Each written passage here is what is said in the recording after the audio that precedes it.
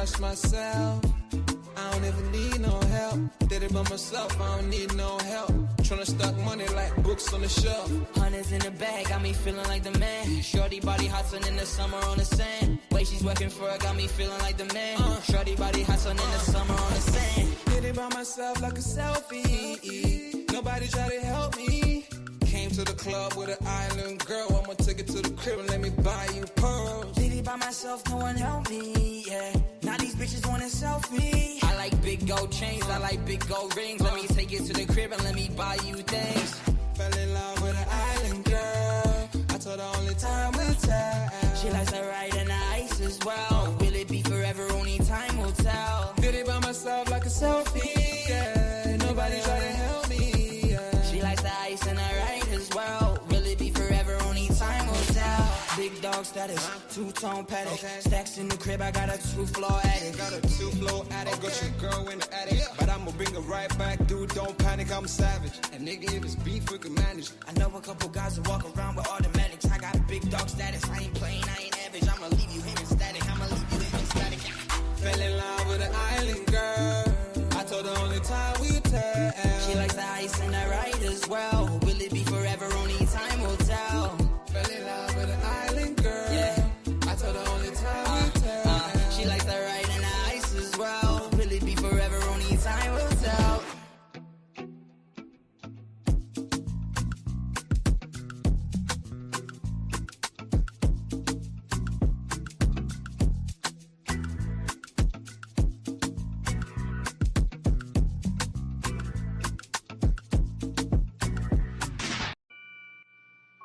Take note.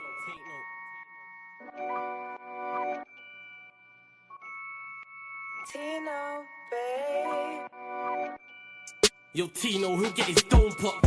Satin blue on his whip, but he ain't no cop. Don't stop, spray up his motor till it smokes up. Cause what I bought for insurance, I have it wrote off, you joker. Suck on your mum and take note, cause the foreign ring up in his grill. That grandma stove top, don't flop. Fuck up the game, like this was Roblox. Oh gunner, running this field, I'm for your walk up. Drum roll, load up a cannon and give her more shots. I put your face on a beam, now you're Zordon. Treat you like an old sketchbook, you'll get drawn on.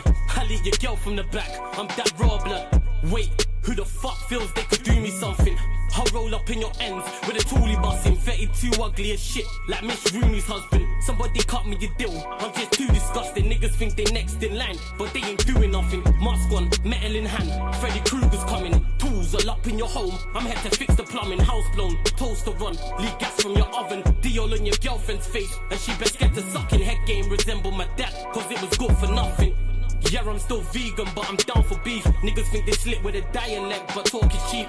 Watch your mouth, little nigga, because I roll with heat. Top said there's no returns, and I see no receipt. I put your boy in the back, like he was groceries. Riding round with the burner boy in case I find an eke. Extendo, licking off shots until it overheats. No mask, did it barefaced, just so they know it's me. Eyes closed, chest wide open, heart surgery. Usher said just let it burn, let's make it third degree. Niggas think everything's jokes until you shoot his queen. Shot was funny as shit, it barely missed the beam. Wax on, then wax off to leave the burner clean. Then open up the Uber app to flee the murder scene.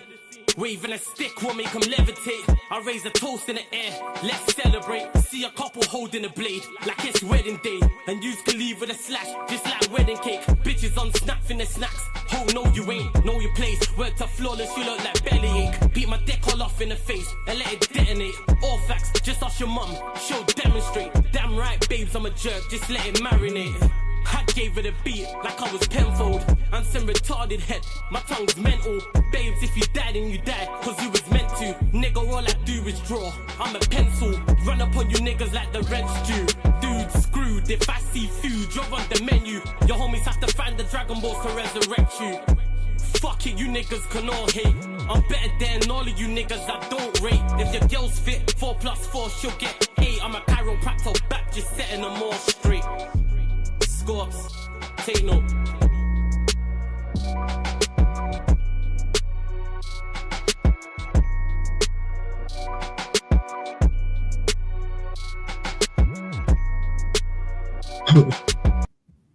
Yes, people. We are back live. We are back live on the Sarcasm City TV YouTube for the first summertime edition of I think it is, of the Manchester United, Manchester City show, Mandem United podcast, Mandem City podcast. But don't get it mistaken. Don't get it misunderstood. This show right here is all about the blue side of Manchester, splashing the big cash. Now, they didn't even drop the big cash in the big bag. You know what I'm saying? They backed up the truck. The truck was full of money. And they went to the Midlands. It's not far from Manchester. And went and picked up Elliot Anderson for £116 million, people.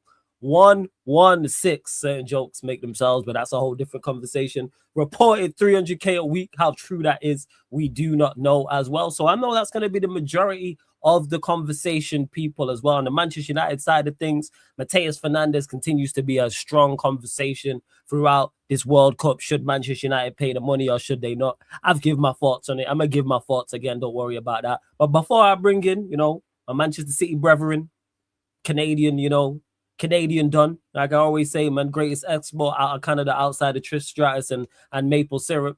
Make sure, big up everyone supporting Sarcasm City TV. Let me start there. Big up everyone supporting Sarcasm City TV. Make sure you hit the like button on the video, though. You got to pay the taxes, people, when you enter the city of Sarcasm. Don't worry, it's tax-free. So I need everybody to hit the like button on the video, whether they're watching this live right now or watching this back. Follow and share across all of the socials as well. You can see them on the screen. At Yes It's Flawless, at Sarcasm City TV. That's at Sarcasm City TV. At Yes It's Flawless on Twitter and Instagram. So retweet, like on Twitter, share from Instagram as well. And equally as important, make sure you hit that subscribe button, hit that notification bell.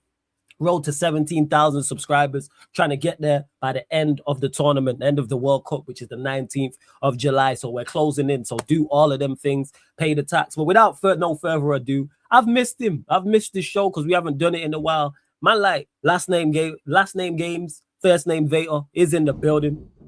What are you telling me, Vader? Yo, Flawless. You telling me? Oh my goodness. It's been a minute, man. I can't lie. It's nice that it's kind of sometimes vibes, but at the same time, I missed the show too, man. I missed you, the conversations. Facts. I miss all of it, and I'm so glad to be here. People, this show is going to be one of those where, you know what?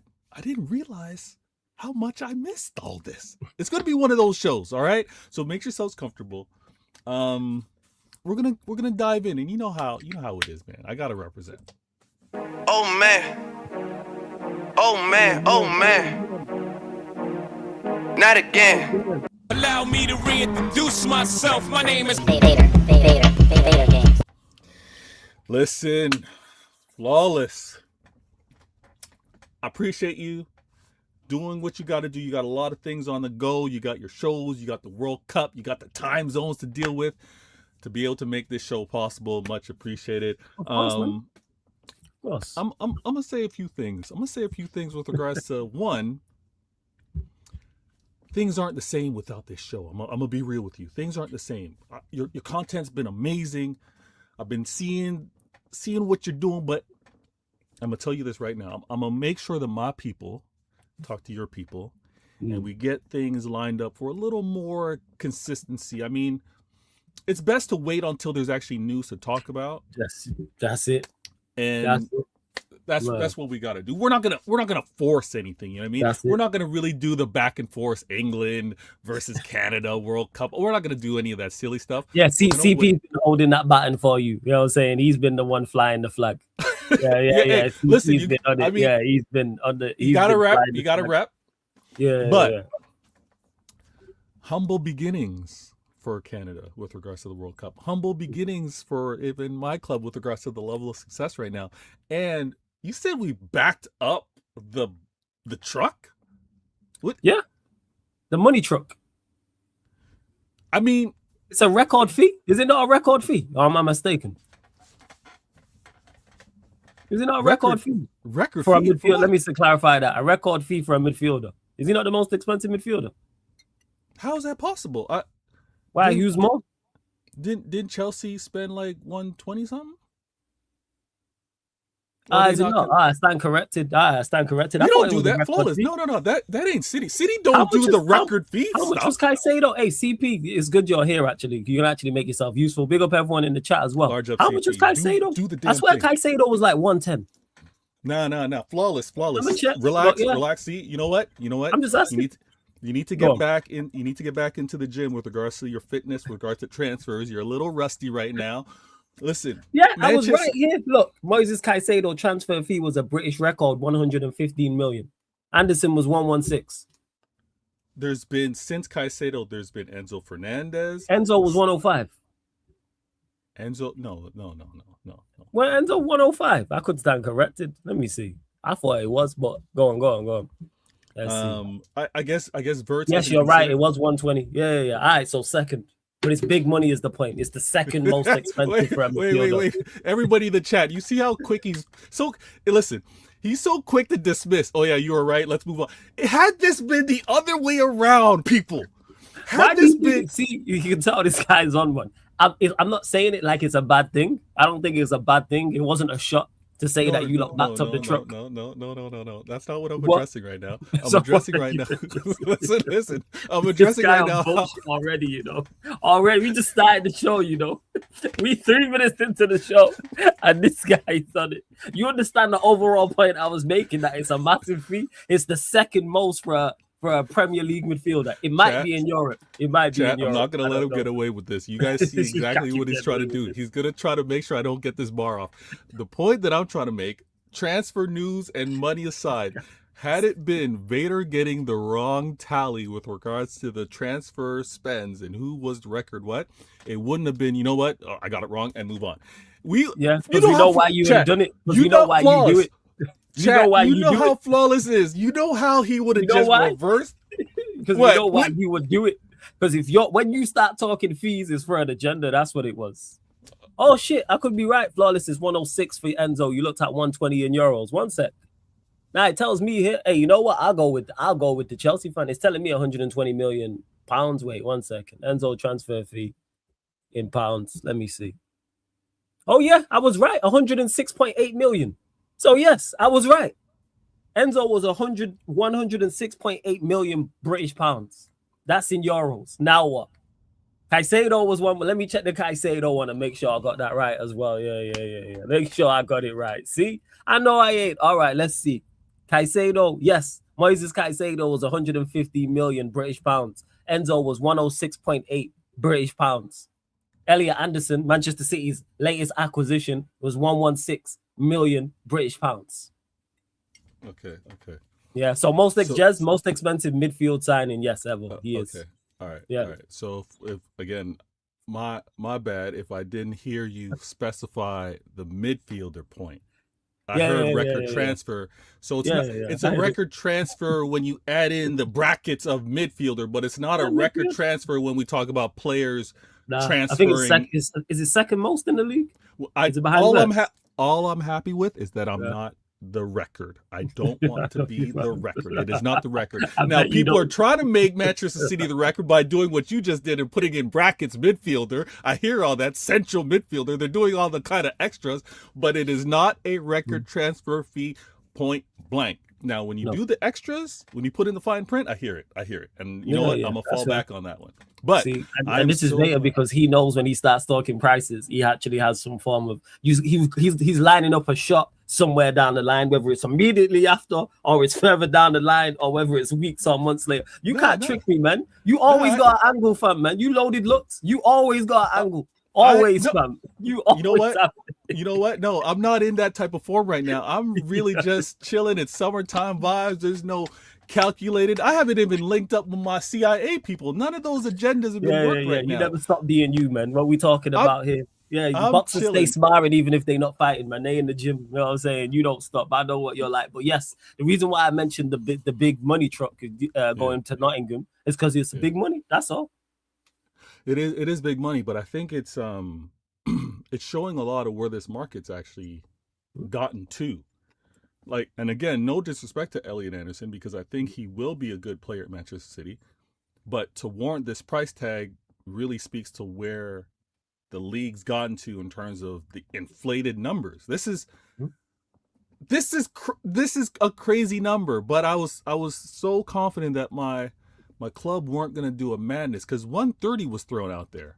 Yeah, what 130 was. Is it un-City like for you? Are you surprised that City paid the fee? The 116? No, I think it was a little cheeky. I think it was again when you look at what Forest said they wanted. They said they wanted a record transfer. Mm-hmm. They said that that's what they want to do, and I think that's probably how many clubs are going to try and move, especially for the clubs that can afford it. But it was one of those, or maybe not. I mean, many clubs can afford it, but whether they are going to choose to do it, I think it was one of those where, you know what, we got to meet somewhere in the middle here. We're not going to do a 130. Listen, that's just crazy. But we're also not going to do, we get it. We're not going to do the 105 because you saw 105 with regards to some other players and what they met out. So it's got to be more than that. I'm cool with all of that. See, I like that. You like that one? I agree with Vader. It's a very bad way where things are going. Says just CP says, "Oh yeah," because everyone said Fofana wasn't the most expensive centre back in the Prem. That's very petty, CP, man. That is extremely petty. You're right, but it's very, very petty. But go on, carry on. And like I said, I wasn't taking a shot. I was just surprised City paid the money. I thought you lot were going to pull out the deal. But fairs, you lot obviously rate him higher than I thought you did. Yeah, as a club, I'm saying as a club. There's a few things that have been moving around, right? When you have the exit of a Bernardo Silva, the most played player that Pep has ever had, right? So as a result, that's one of the most key players that City have had. When you have the exit of that, it's one of those where we're going to be at a disadvantage, losing a GOAT manager, losing a player like Bernardo Silva, potentially managing a season either with 1 year left for Rodri or Rodri possibly leaving at the end of this World Cup. That's something we all got to manage. We got to get our number one target with regards to a midfield. We've let a few, I shouldn't say we've had a few players be misses. Mm-hmm. Declan Rice, we were in the mix for. 97 was our evaluation. And yeah, you lot said nah. That's why I said nah, right? Mm-hmm. So when you have those that kind of accumulate, we're like, you know what, we can't really afford to walk away from this one. Because we walk away from this one, he goes to someone else that's then going to be a problem that's going to make life difficult for us in the Prem. Again, so it was one of those, let's keep it and not strengthen one of the enemies. I'm happy with the player. He's playing well in the World Cup. This is one of those things where usually I could care less watching England, but there's Elliot Anderson might be, what? Damn. They're just taking shots at us unnecessary, man, but we move.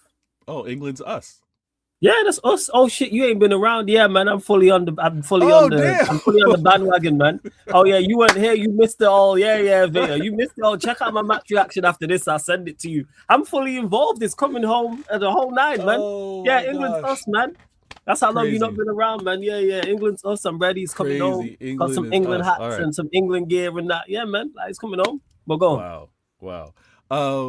Yeah. So it's one of those where I'm paying attention to England largely because of obviously the City players that play, but then we got Elliot, who's kind of like, I'm doing a little bit of scouting, see how he fits. And I think he's going to be exactly with what we need because we need legs. We need even a player that's going to read the game more so defensively. I'm not saying that he's a destroyer, but when we've had lapses in our midfield or we've had teams run down on us, it's because we've lacked some physicality. We've lacked someone that's reading and being like, you know what? Everybody else go and create. Everybody else go and attack. I'm gonna hold this down. I think he could play. He could be that for us. And one thing that's been flirted around for a bit now was, I don't know how great this would actually work out, but if we commit as much as we do with regards to our wing play, and we want to have, maybe again, hear me out, not necessarily so much from the mobility, but the reading the game, if it's like we know a team is going to be just bunkered down defensive, maybe Rodri plays more like an 8 for us. And he gets forward a little bit more. Yeah, he gets a little more forward. And he's a tank in terms of physicality. He's a player. So if he's at the top of the box, and we see his finishing, right? If Rodri's up there and he's able to shield off a few players, take a couple of shots, we saw him do it in the Champions League. We see him do it in the league. It could be something special. So we'll see. The number though, 116. Oh, poetic.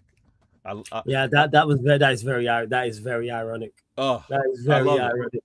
That's a move straight out of Vader's book. That's something you would do actually. 100%. Like if you was negotiating that deal, say they was like, right, we want 114, and you was like, nah, bump it up to 116.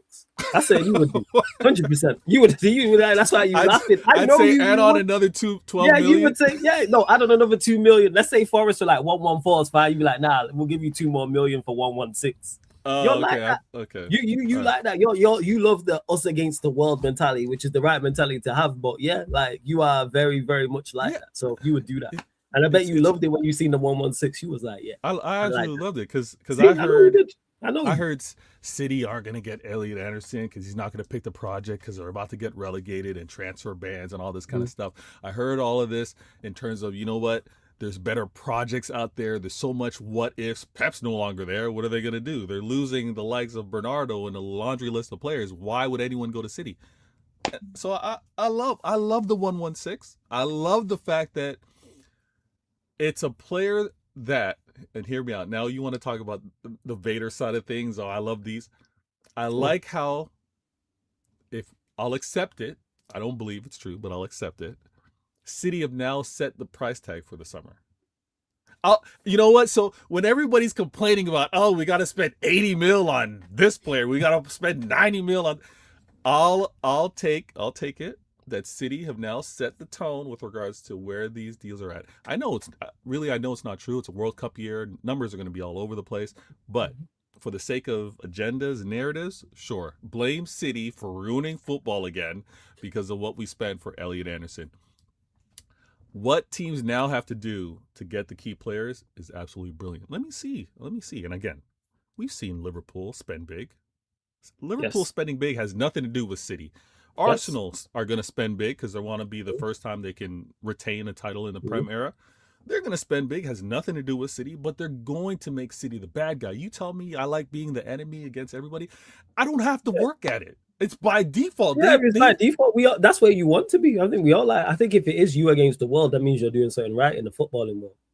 No, but hold on, Flaws. I'd rather be loved than hated. I'm gonna be real with you. I'd rather be loved than hated. Well, of course you would, but I'm saying like that's not how it goes because if you're being successful as a football club, that means you're making other clubs unsuccessful, which rivals are gonna hate on you lot for. That's the point I'm making.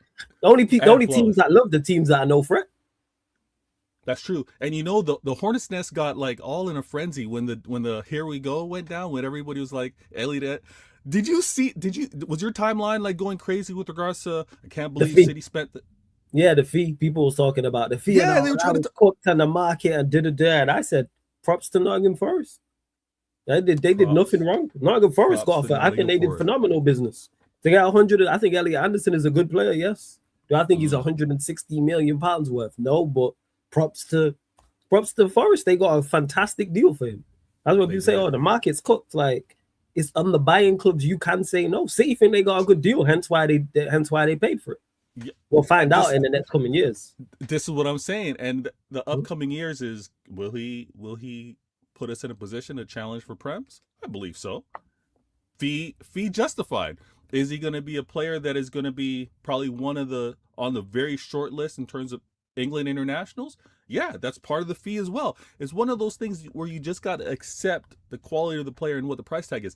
I'm now looking out, and I haven't really done it, but I will when I hear more Here We Goes, because there's a lot of rumors with players going to Spurs, players going to Arsenal.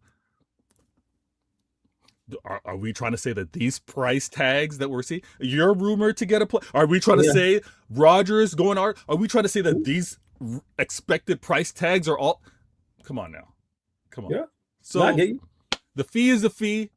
116. Would it be odd to say that I don't even think this is going to be the most expensive deal of the summer? No, because he could. That's no odd thing to say. The way we just seen, I think Gonzalo Ramos just went to AC for like 74 million. So yeah, there's definitely a possibility that this gets broken. 100%. This is what I'm saying, Flawless. 100% it is like it is. I just hope it's not us, but like it could happen. Why? I'm not trying to, because I don't think there's a player out there that's worth 100 and plus million. There's no player right now I look at and go, yo, that. Let me clarify that. There's no player that United have been linked to and is actually genuinely available that I can say, all right, you're 100 plus million. I rate the players we've been linked with, yes. But 100 plus million, no. There's not one out there. No player we've been linked to, I go Okay. 110 million or 116 or 117 to one up city. Yeah. I go, yeah, you're worth it. I hear that. You don't want to break any transfer fees with regards to that number. Because if I thought a player was worth it, I'd hear it. But the players who I think are worth that aren't available. If you telling me Kvaratskhelia is available for that price, that's a whole different conversation. But he's not available. João Neves, because of the age, I can justify that. That's probably the only two, to be honest. Maybe a couple others. All right. You want to see any more? This is not a shot. Well, okay, it's definitely a shot. No, it is not a shot. But I know it's a sensitive. No. Every time Veta says this shit, it's always a shot. Yo, go on. It's not. Go on. But do you want to see another? I mean, player formerly at United, Anthony, right? Mm-hmm. Do you want to see another expensive attacking player? Maybe not a midfielder, but attacking. For me, it's about if the player's worth it. I'm all about the value for money. If we spend, let's say it's 90 million on a player, any player, from a defender, a midfielder, or attacker, do I think the player's worth it? That's all. Every time I get asked questions about players joining Manchester United, I say one of the things I can say every single time is price point. What is the price? Because I actually like the players we've been linked with. The prices, I think, are ridiculous. If you were telling me 80 million for Mateus Fernandes, absolutely not. If you're telling me 80 million for Tchouaméni, let me clarify this. I don't think Tchouaméni joins Manchester United. I don't think Tchouaméni's available. But I'm saying in this hypothetical. If you tell me 80 million for Tchouaméni, that makes sense. I think he's worth 80 million. Okay. I don't think Mateus Fernandes or Alex Scott are good players. Players I'd love to come to Manchester United. Players I think who could become very good. Would be good assets. 80 million, no. Okay. And this is where we're on the same page. The price tag for Elliot Anderson, wild, really high. But player profile, player needs at Manchester City, all for it. Yeah, you just mentioned Fernandes. I get it, Flawless. I get it. You're United. You're now watching your pockets. You didn't before. You used to go in the club, splash, get bottle service and all kind of. Now you're like, you know what? Let me just chill in the cut. It's different movements now. But the player. Yeah, your boy Barada said that, and I actually agree with him on it. He said we won't be dictated to by the market. That's what he said. And I actually agree with that. I'm fully on board with it. Barada. Yeah. Barada said that. You know what? Summer, sun, the warmth, it's what they've been doing. Like I said, transfer-wise is correct. Don't be dictated to by the market. It's not even about watching pockets. If the player was 80, if I believe the player was worth 80 million, I'd say pay it. I just don't think those players are. Again, take the price tag away. Take the price tag away though. Fernandes profile. You want him? Fits. Yes. I've made this, but I'm glad to see because you're sensible. People hear me say I won't pay that for him and then automatically assume, oh, you don't like him, you don't. I think he's a good player. I think he could become a very good player. I think I'd like to see him join Manchester United. I think he could be a very good asset for us, and he fits what we have going on. But I just don't think he's worth that. So that would be your second signing, right? Because you guys already picked Edison up. was the first. Yeah, Edison we picked up for like 40 million or something. Yeah, it's considered cheap. That's considered that's definitely considered cheap if he's decent, good business, and I trust him in that sense because they've done that. Is he an acquisition that's going to be more of like you don't expect him to be a key starting 11? No, he's a squad player because we need three midfielders, so he's one of three. So we need two, and we need two more. Two more midfielders, okay? Yeah, because we literally have two central midfielders of Maino and Edison. Okay, and where would you see Fernandes? He would be. It depends on what the third one is. He'd be in front of Edison, of course. But is it ideal for Maino and Fernandes? Preferably no, because I look at it from a defensive standpoint. That gives me concerns. I want a more defensive, mobile player, I think, to sit alongside Maino for most games. Let's say we're playing at home to one of the newly promoted sides. Maino and Fernandes could work. We're going away to the Etihad. I'm not really trying to see Maino and Fernandes in the pivot. We're going away to PSG in the Champions League. It's not Maino and Fernandes in the pivot. We're at home to, Brentford. I can understand Maino and I can I can see it. So that's where I'm at with it. And to Dom, he says, buy cheap, buy twice. No, not necessarily. I bet some of the greatest acquisitions you made in your life have been cheap. Guaranteed. And some of my Manchester United signing of the season was 17 million or whatever he was. Lamens. So I bet he was our best signing. And he was very cheap. Yeah, that's true. Aiden Heaven was 1 million. Maz was 12 million. Like you can go and get players out there. I know. See, Listen. I'm not saying Chouameni's worth a like. What? Oh, you saying he's not? Never mind. I'm not even interested. Sorry, go on, carry on. I mean, there's a lot of movements happening when it comes down to where this market is going. I think it's in all reality, it's early settings in this transfer window. This is early, so Yep. the 116 million. I like that it puts pressure on all the other clubs with regards to now how they're negotiating. Because Wallace, you mentioned it, I had to break out the black card. But you know what is being talked about not only with regards to the transfer fee? They're like, oh my goodness, how are they paying him $300 a week? Guys, when it comes down to applying pressure to what all you other clubs need to do now with regards to your wages, I love it. I love it. It's different. It's different when you get a England international. You got to negotiate to a part where it's got to make sense for both sides. Obviously, the 116 had to happen with regards to what we had to do with regards to Forest. But the player now, he's coming over to Manchester City. And it's the same thing. Flawless used to tell me this on the regular. Flawless used to tell this to all the rivals on the regular. What's this? You come to Manchester United, oh yeah, you're expected to get a higher wages because of the visibility and because of the profile of the club. That's where Manchester City at right now. You cool with the 300K? You cool with paying them 300K? Flawless, what did you tell me all the time? It's the price of business. It's an unfortunate reality with regards to the status of the club. I think this is you like moving in a different direction because both of them have surprised me. I believe that fee when it's confirmed in regards to the wages. But you not paying the money for him and the big wages has super surprised me. But maybe you're going a different route. Maybe it's we going a different route with this. You know what it is? Go on. It's almost like out with the old, in with the new. And I'm not in a disrespectful way. But Bernardo Silva was around that price, that wages. Those wages. So it's not like, oh, the wages just skyrocketed. It's not like, oh, we're adding on to an already high wage. It's like, well, we lost Bernardo, so let's say the wages dropped. And then we brought in Elliot to the same level, so the wages just went back to what they were. It balances out. Yeah, you know more than me because you're paying more attention to your wage bill than I am. So true. Yeah, so that's why we're here. That's why this show does so well, because I got to speak on many of the exits have actually lowered some things over at Manchester City. We can't ignore the players that have left. John Stones was probably on like, I don't know, 280 or something like that. John Stones has moved on. Bernardo, I just said he's left. Yeah. I don't know what's going to happen with regards to even Jack Grealish with regards to next season.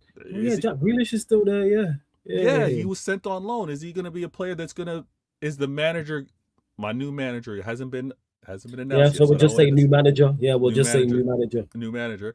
I don't know if he's going to fancy Jack Grealish. I don't know if he's going to be on the same page and want him. So that's another thing. There's a lot of players that may be moving with regards to, you know what, the wages, things are going to balance out. When you come to like one of the clubs, listen, and this is why the red side, the blue side, this is why this works. You come to a big club, you're going to be expected to get wages at a high level. You don't get big wages. I hear it. So, yeah, because that was the conversation with us and certain players. But yeah, go on, carry on. And if some rivals want to pipe up a little too much, I'll pull your wages and see who you're giving big money to and tell me whether it's all warranted. So one thing we've done well is we've slashed our wage bill considerably in the last 3-4 years. We've done phenomenal business. Phenomenal business in regards to our wage bill. I look at our wage bill now. I told you. I'm gonna do that. I told you so. Barada, I said he was gonna be good for you guys. You did say this, so we'll see when that translates on the pitch. It's translated off the pitch, fantastic. On the pitch, not so much. Well, this season we gotta say it's good. Well, half of it, yeah. Half of it was good. So we've had one. So we've had one one excellent half. Very happy United fans this summer right now. We had one excellent half. We had one absolutely terrible half. And then before that, since they've been here, the terrible halves, both seasons, absolutely diabolical. So currently, it's not that good on the pitch. Yeah. But it's looking up, but they need to go and do the business. But yeah, you can do, like I say, when they try. I hope you're here telling me I told so in like 12 months, because that means we had a very good season. I like where we're heading. I do like what's going on, but we still need to do more. Business has to be done. Unlike you, I want you guys to get back into like being consistently good and challenging. Unlike you, I don't have hate in my heart where I want to see your club crumble and be dissolved and not even. No, I don't want to see you crumble and dissolve. Like, I just want you in League Two. That's all. That's not dissolve. That's all. When you active. Yeah. I want you active. Well, like relegate like League Two. Like that's what that is. And we can beat you in FA Cups and Carabao Cups and keep it stepping. That's where we're at. I don't want you dissolved. I don't want people out of work. I like the Etihad. It's close to me. It's a nice stadium. All this type of stuff. It's a nice area. The way it's been revamped. I hear you're doing some renos. You guys are doing some things over at United. Yes, the 100,000 seat estate, the new stadium. I think it's 100,000 seat stadium. Yeah. But there hasn't been. If anyone knows in the chat, let me know. I don't think there's been a date set in regards to like when it's supposed to be like announced. But that's all well and good. But we need to deal with it now. As much as that's great, I'm all for a new stadium. I'm all for a new Trafford. Fantastic. There's plenty of surrounding area around Old Trafford. There's plenty of space, and I'm sure they'll revamp the area. But we need to deal with it now. Did you just come up with that, or are people saying the old new Trafford or the? I know. I just came up with that just then. I just presume it's going to be. I would call it New Trafford. The new Old Trafford. Yeah, maybe it's the new old. You could either go the new Old Trafford or New Trafford, either or. Old New Trafford. Yeah.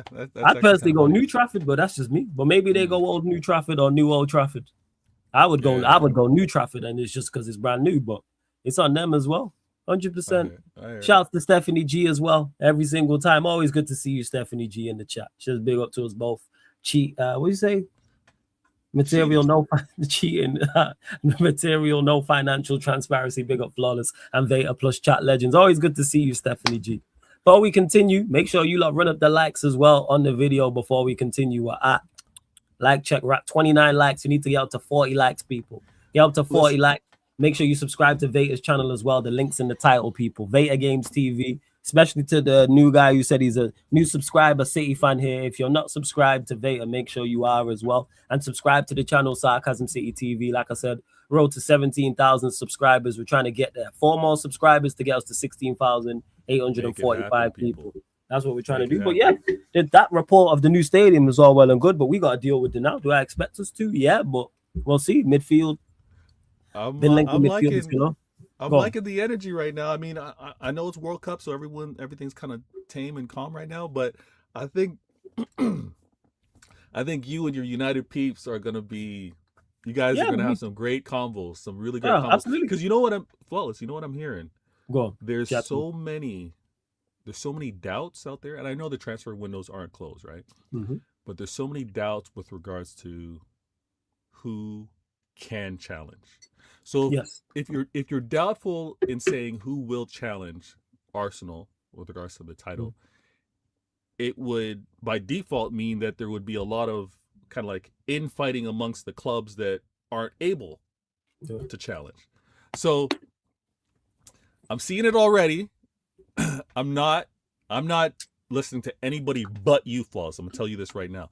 I'm not listening to anybody with regards to who's challenging, with regards to where they're expected to be in terms of, Europe and other domestic trophies. I'm not hearing any of that unless I hear it with regards to you and the people that you're making content with. I'm only trusting Sarcasm City TV and the panel members that you happen to discuss, because I was led astray. I was led amok. You wanted to be led astray, man. I didn't want to be. Yes, you did. You wanted to be led amok. Because you're a very, very smart individual, as I tell you. I made a mistake. You were fully aware that United fans were getting gassed up, and you could see that this is not working out. And you was like, "Yeah, I couldn't see it, but I see it now. I couldn't see it, but I see it now, and I'm not going to let that happen again." But I have to say, you guys comfortably were third in the league. Comfortably. Yeah. Retained the manager that got you there, that showed you the better form in the second half.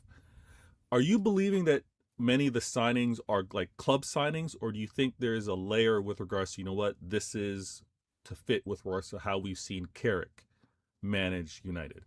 I think it's both. I think Carrick's on board with the vision of the club in regards to his club signings, but that also ties into Carrick.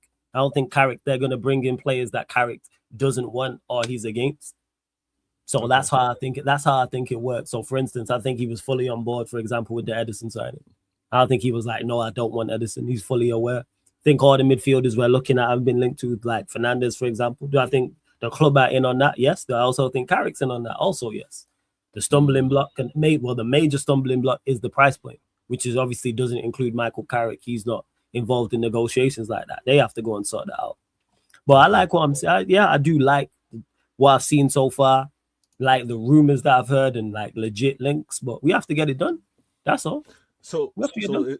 is there any nervousness right now? Because again, I know we're in World Cup mode, but you got a few players that are going into their last year contract wise, right? Is it? What do you mean for 2027? Yeah, I not even checked. I'm not even gonna lie. Let me see. What? I'm not even checked. Flawless, you've been in such a relaxed, chill mode. You were like, you know what? United have got things moving smoothly. Yeah, because you know why? Because if it was that important of a player, it would have come up. Someone would have said, wow. Yeah, someone would have said that. Someone would have ran that by me 110%. If United had like a key player whose contract was running out in 2027, people would have said that. Here we go. So I'm looking here. Yeah, Bruno Fernandes, Lisandro Martinez, Harry Maguire, Bayern Dale. Player of the year. Player of the year is a big deal. Contracts that expire in June 2027. But here we go. Here's the key. All of them, except for Shaw, have a club option to extend through 2028. So the only one is Luke Shaw. Okay. Because we have an option. You know what I'm saying?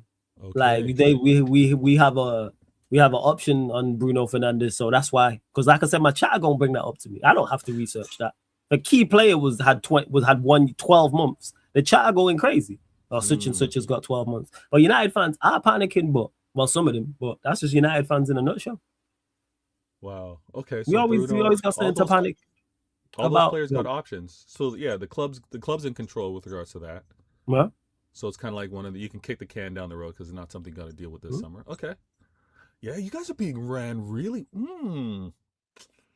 Okay. We're doing smart business. Big up Lex as well. Lex in the building. Big up Lex. I'll get to this in a second as well, Stephanie G. But yeah, I like what I'm seeing. I like that Omar Barada said we won't be dictated to by the market. Don't have to. People always keep saying this. United fans, you have to pay these prices. No, you don't. No, there's no footballing rule that says you have to pay these prices. Maybe Manchester United do a U-turn tomorrow and they're like, all right, 90 million on Fernandes, 75 million on Alex Scott. And I go, all right, good players. I think the prices are too expensive, but it seems we're not going down that route, which is the smart thing to do. I'd prefer us to shop within the Premier League, yes. But if we have to go outside the Premier League, cool. No issue with that whatsoever. And to Dom, who says, give us where's the links for this Bawadi? Because he's saying that you lot have been linked to Bawadi. I'm take it you've been watching the World Cup, the Moroccan teenager. So you lot have been linked to him. So yeah, that's how I look at it in regards to I like what I'm seeing, but I'm patient. United fans have already, why are we not moving? Why are we not just paying them? These things take time. Because if United ran through deals and paid big money, I foresee why are we paying big money? And then when we don't pay big money, look at what this club's doing. Look at what that club's doing. No, we're going about it the right way. Yeah, you are. We're going about it the right way. You don't have to be quick to react to anything. You're still a destination with regards to where clubs want to go. Because you'd said this a while. Many players are going to want to, I guess, do what happened with regards to Arsenal, right? Be the players to bring them back to. We was in a much worse state last season, and I was told by many that we're finished and no one's going to join and and all this type of stuff. And we had a very good window. And those players, all of them from last summer, did the business. I expect more from them this coming season, but they did what was required to get us in the situation we're in. I like finishing third and stuff. So now it's on building on that and seeing where we're at this coming. But we have to make moves. Midfield's a priority. We know that. Need a fullback. We need a left back. Lewis Hall is a player that I'd be willing to pay that little bit extra for because we need a left back, and I think he's that good.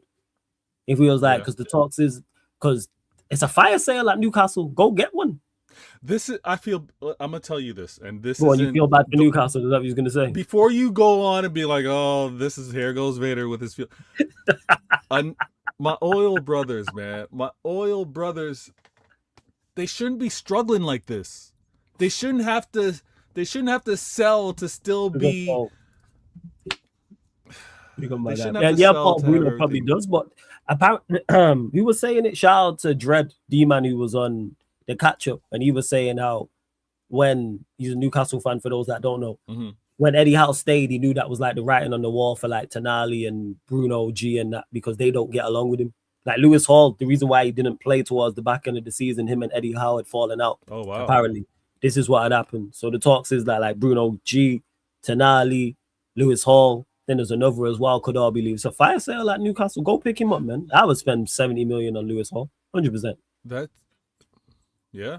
Because we need a fullback. Yeah. The age he's at, the level he's at right now, how much he could improve. You how guys much do I think like he your improves Prem defensively proven. and offensively. Prem proven. Yeah, you go and get that. So I would go and get, but it don't have to be him. I'm just pointing out his name, but go and bring me a left back, because I don't like our defense whatsoever. I don't like our back four. No, you only don't like your defense on the outs on the wings. You're okay. No, centre backs. I start in centre backs on Martinez and Maguire. That's not it. No, but that's only because I think you got it's now another year of experience for Euro. It's got another year. That's great. If it was Euro and Heaven starting, I know what Carrick's gonna pick. It's gonna be Martinez and Maguire. No, you don't. No. All right. So let me ask you. You think opening game of the season, all four centre backs are fit? He's gonna start Euro and Heaven over Martinez and Maguire. No, I think he starts one. You think he goes Martinez and Euro? Not a chance. No, he didn't do it this season. No, he's going exactly. He's going. He's not doing that. He's going Martinez and Maguire. No, why wouldn't he go Maguire and Heaven? Why he's not playing Martinez. He ain't playing Heaven over Heaven. Martinez got the red card against Leeds, or whenever it was. Or was he injured or was it was a point he was unavailable. The Chelsea game. Heaven played that center.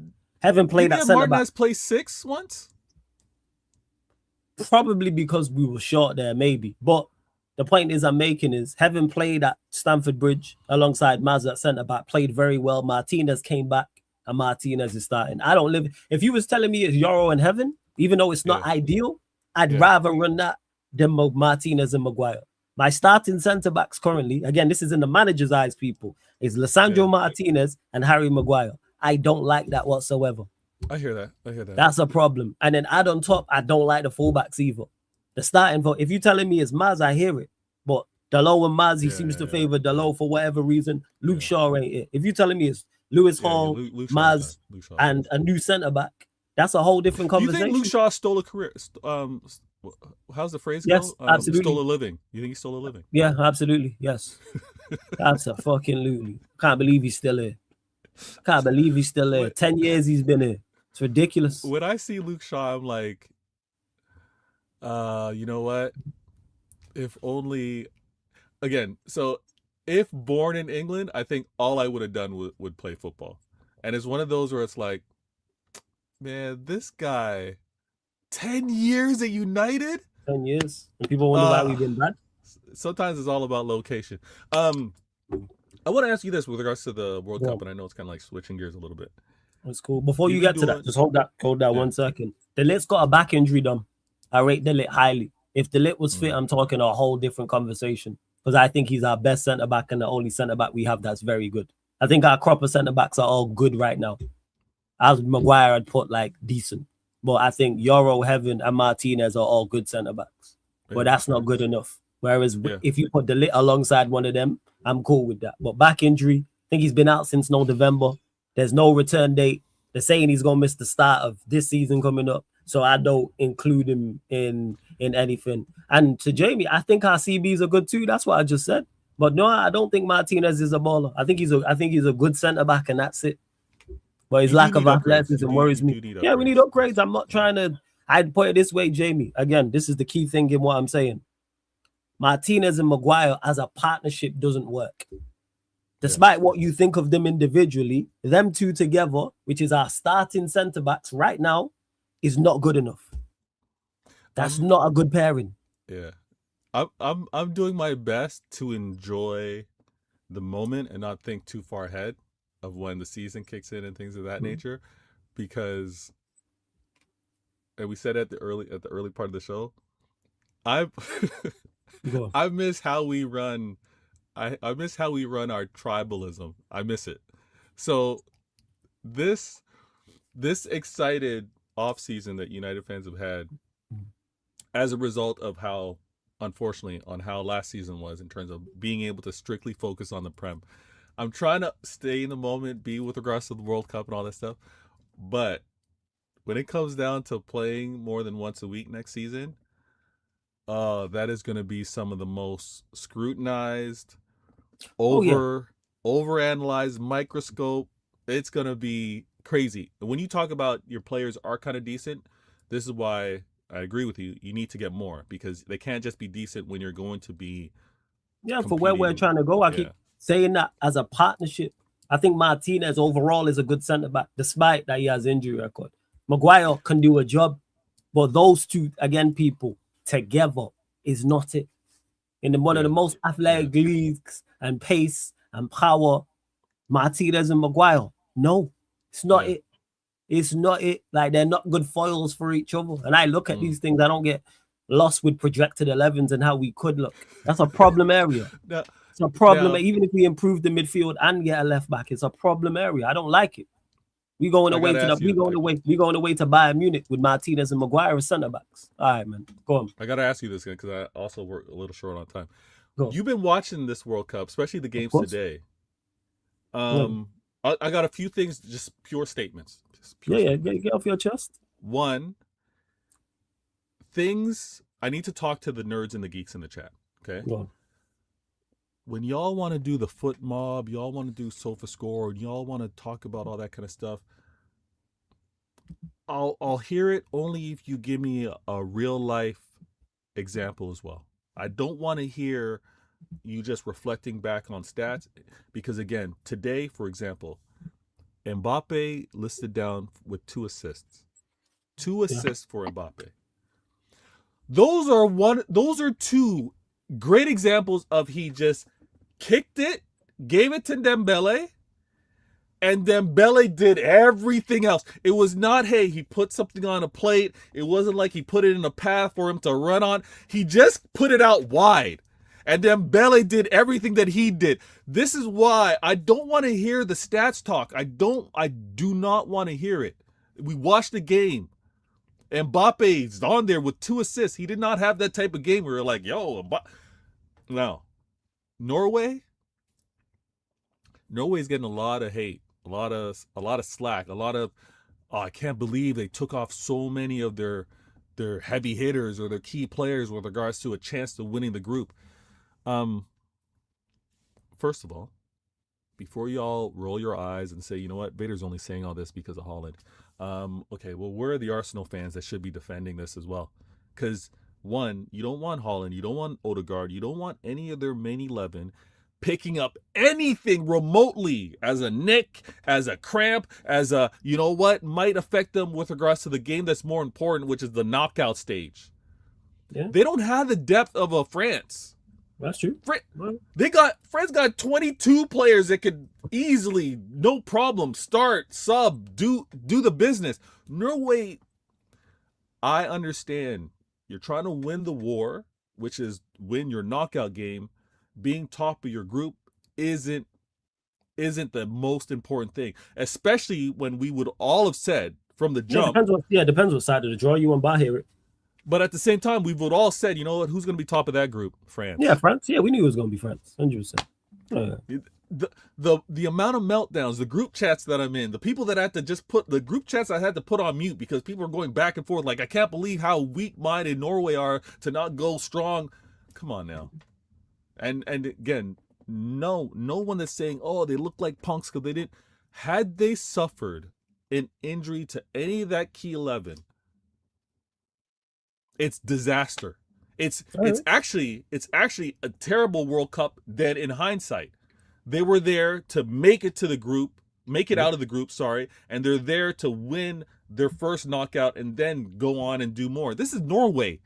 They got no heritage, no pedigree, I didn't get the amount of people that were losing their minds with the decision that Norway made.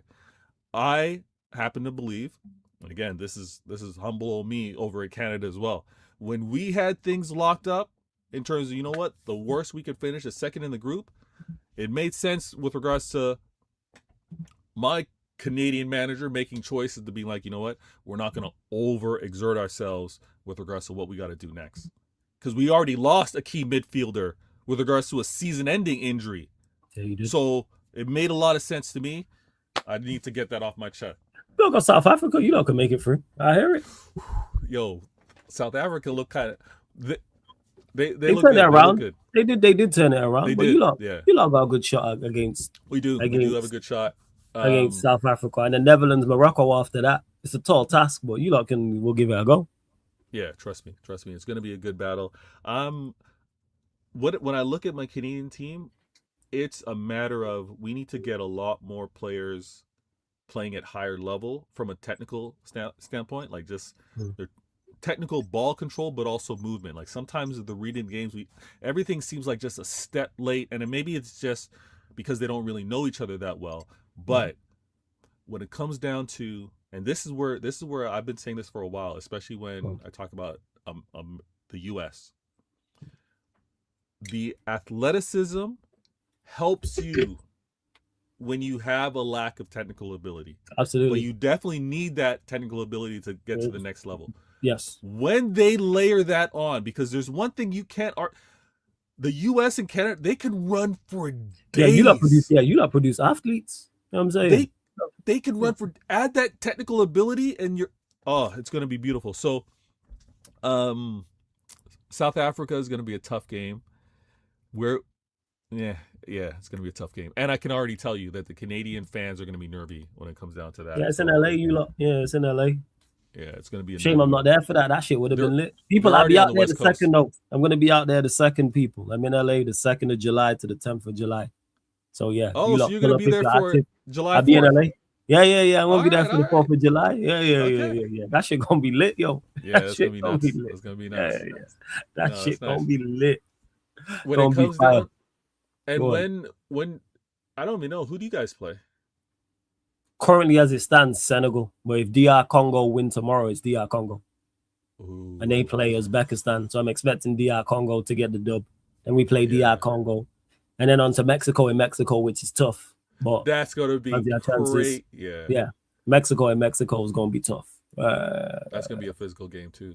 Yeah, listen, 100%. I think you guys would prefer to play Congo, my opinion. Oh, yeah, of course. I was saying this. Yeah, Remy DR Congo, man. Shouts to DR Congo. Got Senegal a lot of time just put for DR 5. Congo. But yeah, Senegal just put 5. Yeah, I ain't really trying to see to Senegal. You know, that's a tough game. And same way, Mexico's a tough game. Yeah, Mexico's gonna be insane. We gotta do the business, man. We gotta do the business. You gotta let the people know, based off of scheduling, based off of maybe where the timing might line up. When would you want to maybe do one of these shows again? You know what? Just when, obviously with the World Cup, it's not slowing down because of the games. Probably when it gets to the quarters and the semifinal, but more so news. The reason why I put it there was like Elliot Anderson is news. Yeah, because there ain't really much, like on the United side, there ain't much to talk about. Before Elliot Anderson is there ain't much to talk about. But shout me if the City, I might miss something. There might be something on the City end that you want to talk about. Give me a shout. And we'll just start our show. Yeah, so that's why there hasn't been. What have I done? So I've done a couple Q&As in regards to news. Obviously, this one. Yeah. But other than that, like I haven't been linked up with the Arsenal lot. I haven't linked up with the Liverpool lot, the Bayesian crew, because there's been nothing going on like that. But like when some Arsenal news breaks or Liverpool news breaks, I'll talk to them and get it sorted. I'm looking forward to hearing what those guys have to say, because again, the whole thing is now switched.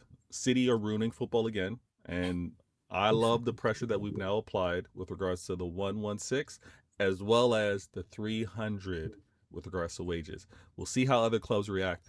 Everybody, you gotta subscribe if you haven't. Get this man to 17. Listen, before the summer's done, it should be 17 easy. And know this: if there's gonna be conversations that I'm telling you that you're not gonna hear anywhere else, it's here. You're gonna hear different combos. You're gonna hear. Listen, no one challenges flawless like me. All right, no, like there's different ways. There's just ways of having conversations. But if you want to see flawless do one of these on show, like you got to tune in here, because I got this man be like, what? Tune in, subscribe, don't miss out on the next. Because you're the clever individual, and you're clever enough. No, I get lucky. I get lucky with sometimes. Go on. I get lucky because I don't realize sometimes I don't realize how much of the city dislike or the city hatred is. Sometimes I also miscalculate. This is gonna sound crazy when I say it, but I miscalculate how much tribal hate you have. Like sometimes when I'm like, you know what, it's not that bad. We talk Champions League, or we talk, it wouldn't be that bad. But when I go back and I watch these shows and I see it's not a twinkle, it's like a darkness. I see a darkness in your eye. I can't stand you, look. Like, let me know. I can't stand you, look. Like, that is there. 100. I'm man born and bred. Like, yes, that is there. That's ingrained in my DNA. That I'm United through and through. That is City. We don't like them. They don't like us. Yeah, that's what it is. So that will never ever leave. I'm working on it where you're gonna realize that we're better competing than not. I'm gonna work on it. I'm gonna bring you more and more evidence. You don't want to hear it right now, but the Joker needs the Batman, right? You need certain rivalries like this. Professor X needs Magneto, and one would argue that they're not really enemies. They're actually on the same side. They have some, because Professor X, no, Magneto hates Professor X, but not the other way around. This is what I'm saying. This is where I'm like, I didn't realize the hate. But again, I know it's club related. Listen, people, don't miss out on the next one. Subscribe so you have notifications. Thank you. I'm running to catch up with the fam. Bless. Yeah. Shout out your channel before you go there as well, man. Links in the title, people. Shout out your channel. The links in the title. The name's Vader Games. Add TV. Subscribe. Yes, and nothing's going to change. I'm doing things behind the scenes right now for a reason. I've been looking out, and listen, I'm going to, a little bit of a spoiler, but I'm looking out and I'm seeing way too much. I don't know if you guys have noticed, but I'm seeing way too much AI. I'm seeing way too much AI in terms of how people are trying to do content right now. You will never get that. You will never get that over at Vader Games TV. It's going to be straight, authentic me. Even with regards to the thumbnails. And you're not going to see no fake AI version of Vader. You're going to see proper interactions with people that I mess with. And I'm looking, and I'm going to be working on the schedule-wise. Because one thing that I've seen is Flawless is a little too comfortable hosting. He's a little too comfortable hosting shows. So in the future, trust me, I'm going to have some special guests. Flawless is going to be one of them. And I'm going to have him deal with having to answer questions. I'm going to have him having to deal with questions from the chat. But listen, Bless. That's all I deal with from you now. You know what I'm saying? It's different. It's different. I'm a guest, so I'm respectful. I'm not doing the Rick James. This is respectful. I don't got the mud on my boots. I'm not. Because this guy's so full of shit. We've been doing the show for like however many years. This show here is as much mine as it is Vader's. That's the crazy part. As if I tried to replace Vader, you lot would wild out. So that's what it is. We ain't even hearing none of that. If I was like, right, we getting rid of Vader and we getting a new City fan, they'd wild out. They'd be like, nah, bring Vader in wins alongside such and such. You joke, man. You're a comedian, yo. But make sure you subscribe to Vader Games TV. Shout me whenever you're ready. And if I miss some news, give me a shout and we'll run a show. We can always find it. Yeah, because I might miss something, but any next big City news, because you lot, the Bawadi news, they're saying in the chat that you lot are heavily linked with him. The Moroccan teenagers. It's early, and the rumors with regards to World Cup is always going to be crazy. But I'm waiting to see someone a little more closer to City say something like that to really react. But you know what it is. And all you guys in the chat. All you guys in the chat, make sure to subscribe. I know you enjoy watching and you'll chime in, but subscribe. We know that there's a difference. Hit that subscribe button. Bless, my guy. Vader blessings, family. Every time, big up, yeah? You lot, make sure you subscribe to Vader Games TV. Big up, Vader. Every time. Shouts to Vader, man. Shouts to Vader every single time. Run up the likes, though. Subscribe. Make sure you do that. Answer questions for the next 15 minutes or so, people, as well.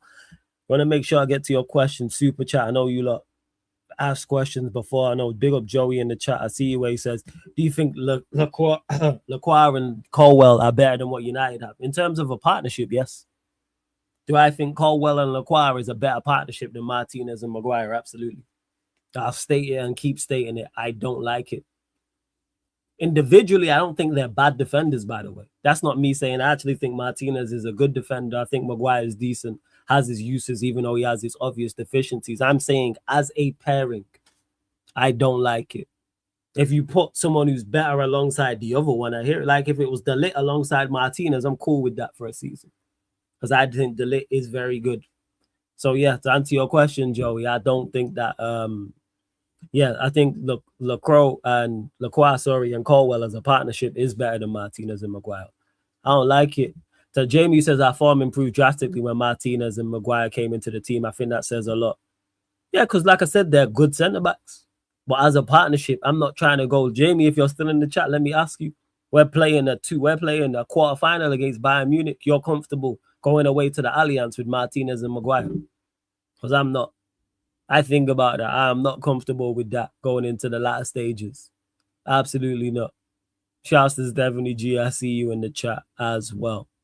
Yeah, Anderson and Bawadi would be a great offseason. Yeah, it would be great dealing for you lot as well. So we'll see what happens. Of course, me and Veta will get back to it whenever news breaks about Manchester City as well. Flawless, did you see the price for GTA 6 is not too bad? 7. I'm surprised it's that cheap, actually. That ain't too bad. I'm just waiting for the online. That's what I'm waiting on. I'm solely waiting for the online version. I'm not really fussed about single player. I'm more for the online thing. That being said, I know you lot will probably ask when it drops. I'll probably end up running some streams on the gaming channel of it anyway.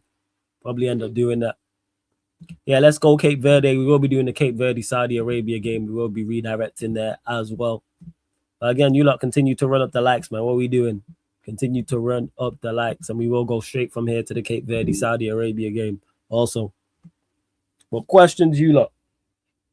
Any you can ask about United. If it's City, that's cool. If it's something else, feel free. Actually, you know what? Now we'll keep it United related since it's the United City show. We'll keep it United related. Let me see what else I missed. I know some people was up here in the chat before. Also, let's see. I'm hoping Agent Casemiro convinces Bruno G to choose United to be adored, never ignored. But ideally, I want a proper 6 like Tchouameni or Sangare. I hear it. That's what my preference is. That. So if you go and sign a Mateus Fernandes, like, which I'll get to actually and give further thoughts, even though I've been saying the same thing about Mateus Fernandes. But if you, alongside Maino, you want someone who's defensively more sound and mobile to get the best out of Maino. Then I think we see a better Maino, a better midfield pairing. Like I was just talking about the centre-back pairing, I look at from the central midfield. I look at midfield, in particular, that pivot, the exact same. Who's going to get the best out of Maino? Who's Maino going to get the best out of? What is Maino good at? What are some of his weaknesses? What is the new central midfielder good at? What is this? And do they work as a duo in tandem? Because it's very rare you're going to get a midfielder who's just quality at everything. So that's why it's a partnership. And Mateus Fernandes obviously would be a good signing and a good pairing. But again, it's preference. Again, it's preference. Varane and Martinez work well, but not sure. Maguire Martinez is as effective. Need De Ligt to return. That's where I'm at. If we had a Rafael Varane level centre back, I hear it. That's when we seen the best. Lisandro Martinez was alongside Varane because Varane is of that quality. Well, Varane obviously is no longer here. Finding a centre back of that quality is very, very tough as well. Very, very tough as well. So, and De Ligt is just, again, it's a shame because De Ligt could have been so useful. So useful. It's like, it sucks, man. It really does. Yeah, man. It really does. It sucks. It does. But you lot run up the likes, subscribe as well, man. Run up the likes, subscribe, all that good stuff. You lot doing all of that. Varane left too early, really enjoyed his game. What a player, the same as Casemiro. But then he got injured badly. He got injured very, very badly.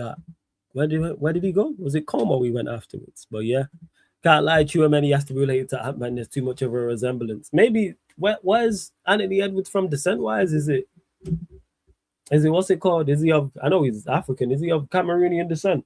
Because I think Tchouameni's Cameroonian. So, but yeah, I've said the same thing about Mateus Fernandes back to the title, and I'll continue to state it. Good player, yes. Could become a very good player, yes. I would like to see him join Manchester United, yes. Would be a good asset to the club, yes. I think he's worth 80 or 85 million, absolutely not. Just because West Ham have slapped the price tag on him, and that's not oh, that West Ham are not wrong for that. If I was West Ham, I would do the exact same thing. But just because West Ham have set that as his price doesn't mean you just go and pay that. Because at the end of the season, if I would have said end of the season, last day, or even the day after the season, Premier League season had concluded, and I would have said, I think, and someone would have said, Flawless, what do you think Mateus Fernandes is worth? And if I would have said 80 to 85 million, 99% of people would have disagreed with me. So all of a sudden now, Mateus Fernandes, because West Ham have set a price of 80, 85 million, is now worth it. And United should just pay it. No. In particular, they've just been relegated. So they're currently in the championship.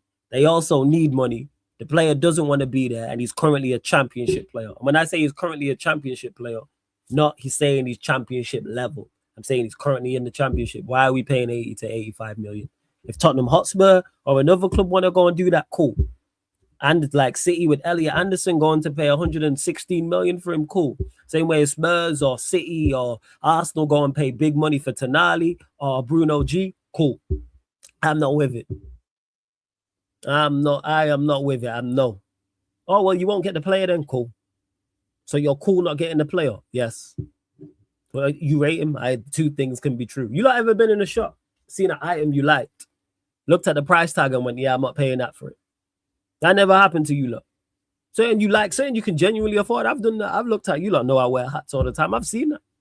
Walking in the shop, seeing a hat, seeing it, and it's like, it's £15, it's £20.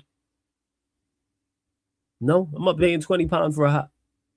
Unless it's going to be one of my favorite hats. Like, no, that's ridiculous. I'm not paying £50 and £20 for a hat. Absolutely not. Granted, hats are things I've probably spent the most on, to be honest. So, like, that's what it is. That's my thoughts on it. Big up SBO2. I'll get to your super chat in a second. So shout out Flawless. Report saying Jose Mourinho pushing Enzo. It seems that way. I don't understand that from their standpoint, but Chelsea are going to want big money for him. Do I think Enzo Fernandes goes to Real Madrid? No. Because Chelsea are going to ask for big money for him. They're going to ask for big money. And I don't think Real Madrid are willing to spend the money on him that is required.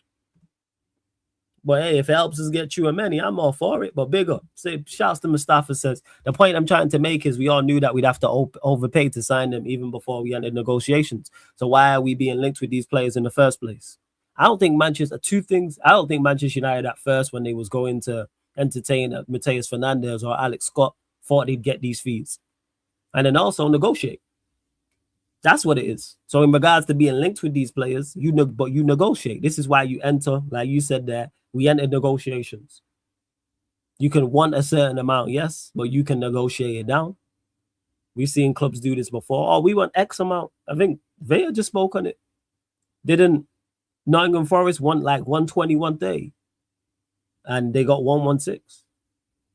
So that's why you have to negotiate, Mustafa. Now, it might not work. It might work. It might not.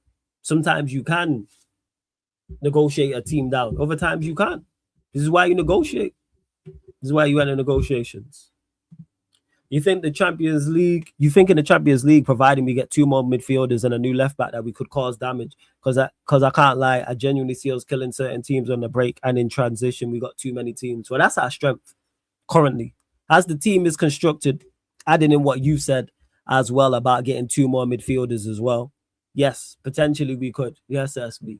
But us winning it, no, we're short of that. The quality is not there. Too many question marks, the quality is not there. But could we get to our last stages? It's all draw dependent. Do I think we could finish top 8? Yes. Do I think we finish top 8? Yes. Then it's on the draw. Who'd you get in the round of 16? Who'd you get in the quarterfinal? Who'd you get in the semifinal? What side of the draw are you on? Are you on the favorable side, or are you running the gauntlet? So, yeah. Like, that's it. I can see, I'm not saying win it, but we have too many variations up front. Add two mids to that, a good profile. I can see good stuff happening. It's positive. I hear you on that. I'm with you, SBO2. I'm with you. See, there were rumors they were even going to try to go to 150, and you got it down. Also, question for Flawless in the chat. When was the last time a club signed a high-profile player without overpaying? Clubs always overpay. Overpaying isn't an excuse, in my opinion. When did Mateus Fernandes become a high-profile player? Now we have to distinguish and determine what is a high-profile player. I don't think Mateus Fernandes is a high-profile player. I don't think Alex Scott is a high-profile player. I'll go one further. I don't think any of the players we've been linked to in the Premier League are high-profile players. So who, Mustafa, are you saying is a high-profile player? Or like a transfer saga, Mbeumo. We didn't overpay for Mbeumo, in my opinion. We didn't overpay for Mbeumo, in my opinion. And that was a transfer saga, that drew on and on and on. So when you're not saying high profile, you're talking about a transfer saga, a negotiations, Mbeumo. That's one. I don't think we overpaid for Mbeumo. How's Mateus Fernandes worth more than Mbeumo? How's he worth more than Mateus Cunha? And I'm not saying West Ham are wrong for it as well. Bro, we absolutely overpaid by at least 10 million for Mbeumo. That's your opinion on it. I don't think we overpaid for him. I think 70 million for what he was, what he's brought so far, and what I think he will bring is worth it. I was saying pay 70 million for him. I think that's fine. I don't think we overpaid for him. And I don't think Mbeumo and Mateus Fernandes are in the same bracket. Then Mbeumo's actually done more than Mateus Fernandes. And then it's added to us as well. I don't think we overthink. And Mbeumo was 70 million, right? I was saying pay it. So there's a difference of opinion. I don't think we overpaid for him. How much was Mbeumo? Mbeumo. What was his transfer fee? Yeah, so here we go. Yeah, so it was 65 million plus guaranteed and 6 million in potential add-on. So it's 65 M's because we ain't won nothing. So I'm guessing it's nothing. So he was 65 million for what he brought and what he was and what he had done. I think that's a fair price for Mbeumo. Yeah, he was 65 million. I don't think you're overpaying for him. I don't think that's overpaying. I was cool with that. If you're saying 85 million, I hear it. 65 million, I'm like, that's fair. Cunha was 60 million. Granted, it wasn't drawn out and it was a release clause, but that's fair. That's fair. Fair enough, but I disagree that Mbeumo and Fernandes are in the same bracket. Both had 2 good seasons before joining United. They're at similar. What 2 good seasons did Fernandes have? What? Whoa. What 2 good seasons did Fernandes have? Where's the second? I don't even think he was all that this season. Well, where was the season before? No one was talking about this guy when he was at Southampton. What are we talking about here? No one was talking about this man when he was at Southampton. Nobody. I completely disagree with that. I wholeheartedly disagree with that. No one was talking about him. I'm sorry. No, they wasn't talking about him 2 seasons ago. No. And to say that Mbeumo only had 2 good seasons is ridiculous. He had 3, to be honest. He had 3 good seasons. Last season, you ain't counting Sporting. So we can't just take seasons off. No one was talking about him when he was at Sporting, let's be honest. See, this is where, man, you know how, what season at Sporting? What year? What year, Mustafa? What year at Sporting did he have a good season?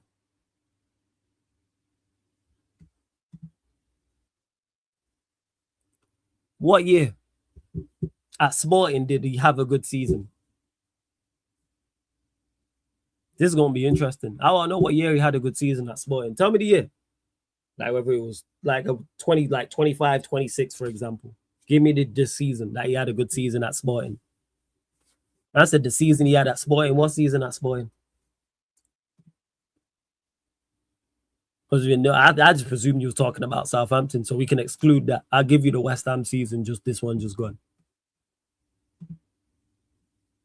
The last season before. Give me the date, Mustafa. Give me the date. Give me the date. Give me the year, sorry.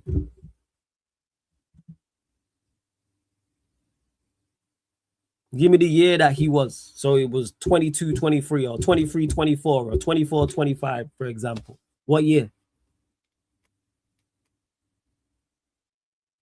What year did he have a good season?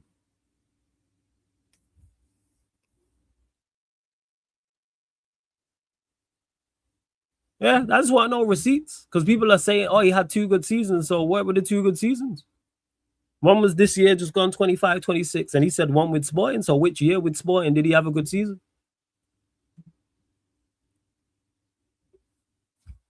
And you lot run up the likes and subscribe. I'm all here. You can learn new things. I didn't know he had a good. This is the first I've heard him say anybody say he had a good season at Sporting. So I want to know what season he had that he was good at Sporting.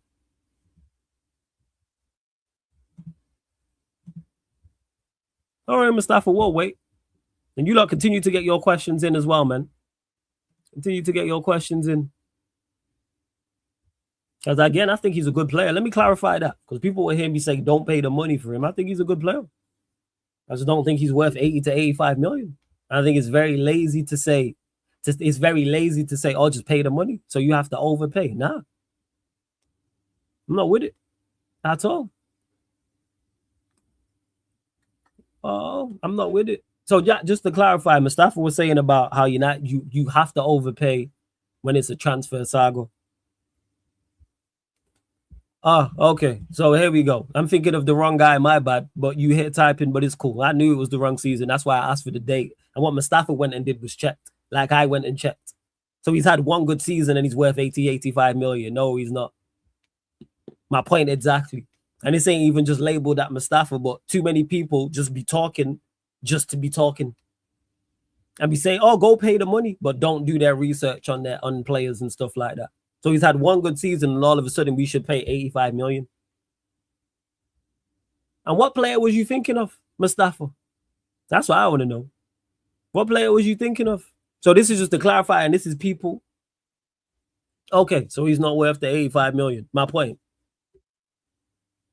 Yeah, 100%. Flawless, I remember when you said that. I never said Lemens was a bad signing because I didn't know him. But I did want Emi Martinez, yes. I did want Emi Martinez. But I never said Lemens was a bad signing because I didn't know him. So I wouldn't comment on a player I don't know. But yes, I did want Emi Martinez. And how can you tell me to hold that when I'm a Manchester United fan and he was our signing of the season? But big up PFC, man. Every single time. Big up. Flawless Agent Rio talking to Chouameni behind the scenes. I can't lie. If we get him, I might move mad at that point. If the third mids, Belieber or even Hackney, I couldn't care less. Just get me him. SBO too. I'm with you. I just don't see it happening. I just don't see it happening. And I stand by that. Everyone was telling me about the player who isn't, I always mix up his name. Is it Paez or Paz who was going back and now he's gone back to Como? And he was supposed to be the one that was there. That's why they were getting rid of Camavinga and Chouameni. When Chouameni or Chouameni's representatives or Real Madrid say, hey, Chouameni is available and we want to sell him or he's leaving, then I'll believe it. Nobody said this. Yeah, Sir Rafael, Nico. Yeah, you don't know who I'm talking about. I always mix up his name. But yes, you don't know who I'm talking about because that was all the conversation. Nico, was it Nico Paz? Yeah, Nico Paz. He just went back to Como, I think, on loan. Stuart, it's like people don't get this. If I go to the shop for a drink and the cans of and that's it, the cans of pops are £5 and I'm thirsty, I'm going to another shop and paying £1. It's really that simple. Oh, you must pay it. No, you don't have to. You can choose. And again, West Ham are not wrong for asking for that because I would do the same shit. I would do the same shit. Oh, yeah, of course. You know what it's like. Fuck, what these lot be capping like this here. You know what it is, nephew, man. People be doing that like that. Like I said, there's nowhere that I said Lemens was a bad signing. I did want Emi Martinez. That is actual factuals, yes. But what I said was about Lemens is I don't know nothing about him. And then I seen him play once and he caught the ball and a tear almost rolled out of my eye on the watch along. But shout out to Lemens. Pick up Julio Mendes as well. Also, if we can get rid of Mount, it would be fantastic. Flawless, we can't lose quality though. Who's the quality we're losing? Who are you talking about exactly? Jason. My point is you can't link yourself with Warren, Anderson, Fernandes and be naive enough to think you won't overpay at the very least. Pick one player you think could live up to the price tag. All right, so Mustafa, say there's none of the players United think lives up to the price tag, then what? So let's say it's 90 million for Wharton, 116 for Anderson, 85 for Fernandes. And Manchester United don't believe that any of them players will live up to the price tag. Should they still pay for them? There's no way around this. You don't have to. It's not about being naive. You go and negotiate. If you can't get a deal you want, you move on. It's not that deep. It's really not that big of an issue. I don't think it's naive. It's about negotiations. Let's see what we can get. Maybe we go there and get a good deal. Who would have thought that Lacroix would have went to Chelsea for, I think it was 45 million. Some deals shock us in regards to how much they are, and some deals shock us in regards to how cheap they are. So you go and negotiate. I don't think it's naive. You see what's going on, especially with West Ham because they just got relegated. Maybe you get him at a cut price. Maybe you get him at a cut price. You negotiate. Or what's the point? You don't need nobody to go and sit down with it. You call up a club. How much you want for such and such? All right, you go ahead, click, and then that's it. It don't work like that. I don't think it is. I don't think it's naive. I think you just see what's going on. Yeah, we negotiated for Edison, and we got him for less. Don't just pay the money. All right, what we do? You negotiate. What? Let's see what else you lot say. Yeah, Jason. Yeah, respond to that. Dom says you guys need a real Casemiro replacement. That might take some serious bread. Maybe. Potentially. And I'm cool with spending the bread when I think it's worth it. I don't think Mateus Fernandes is 80 to 85 million pounds worth of player. Who would have thought Alex Scott would have been 80 million? Or is it 70? Whatever it is. Nobody would have thought that Alex Scott was 70 to 80 million. At the end of the season, said, hey, how much? We all would have said collectively here, everyone who's here now, how much do you think Bournemouth would ask for Alex Scott? We might have said 50, 60 at a push, and now they're asking for 80 million. Reportedly. I sure that I did not. So you can get caught off guard. I wouldn't have expected Alex Scott to have been that much. So you just move on. It's really not that difficult. And it seems Manchester United are going that route, which I'm pleased about, to be honest. I'm pleased about.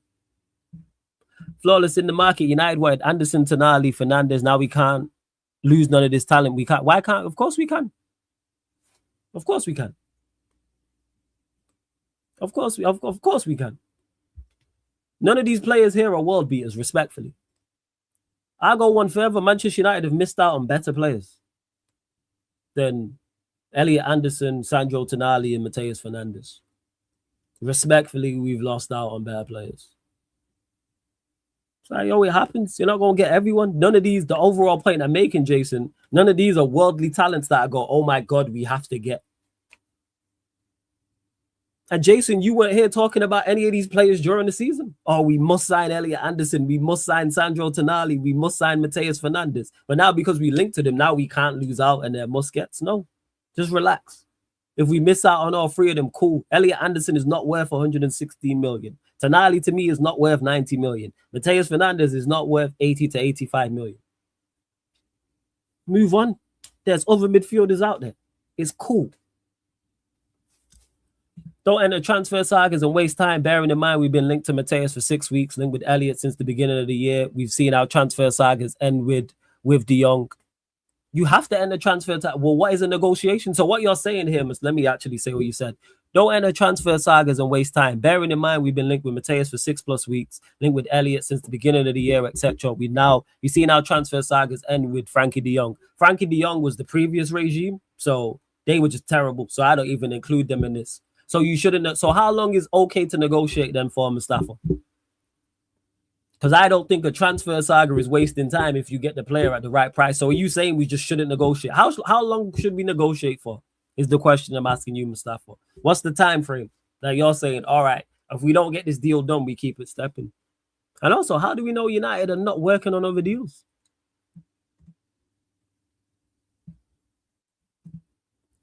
Chouameni quoted, big up for the super chat, SBL2. Chouameni quoted for 70 to 75. That's why he's a dream. I believe, again, big up for the super chat. I believe everything Chouameni when I see it. I don't believe he's available. I don't think it's that price. I don't think he's trying to leave. I don't think Real Madrid are trying to sell him. I don't think so. I don't think so. That's all. Flawless, come on, you saying we got better talent in this pool apart from Chouameni. Nah, Jack, no, Jason. Mateus Fernandes, Sandro Tonali, and Elliot Anderson are the only midfielders we can sign in the entire world that's going to improve Manchester United. You're right, Jason. You're right. That's not why I asked Mustafa. And 6 weeks is not half the window.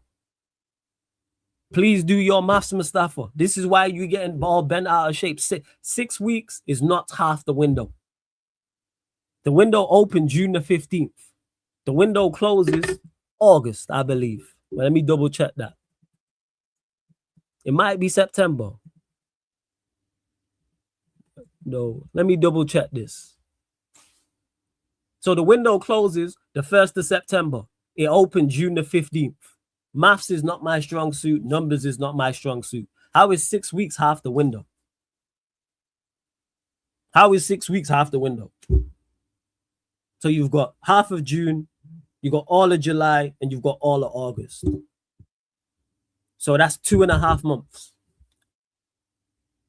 So how is 6 weeks half the window?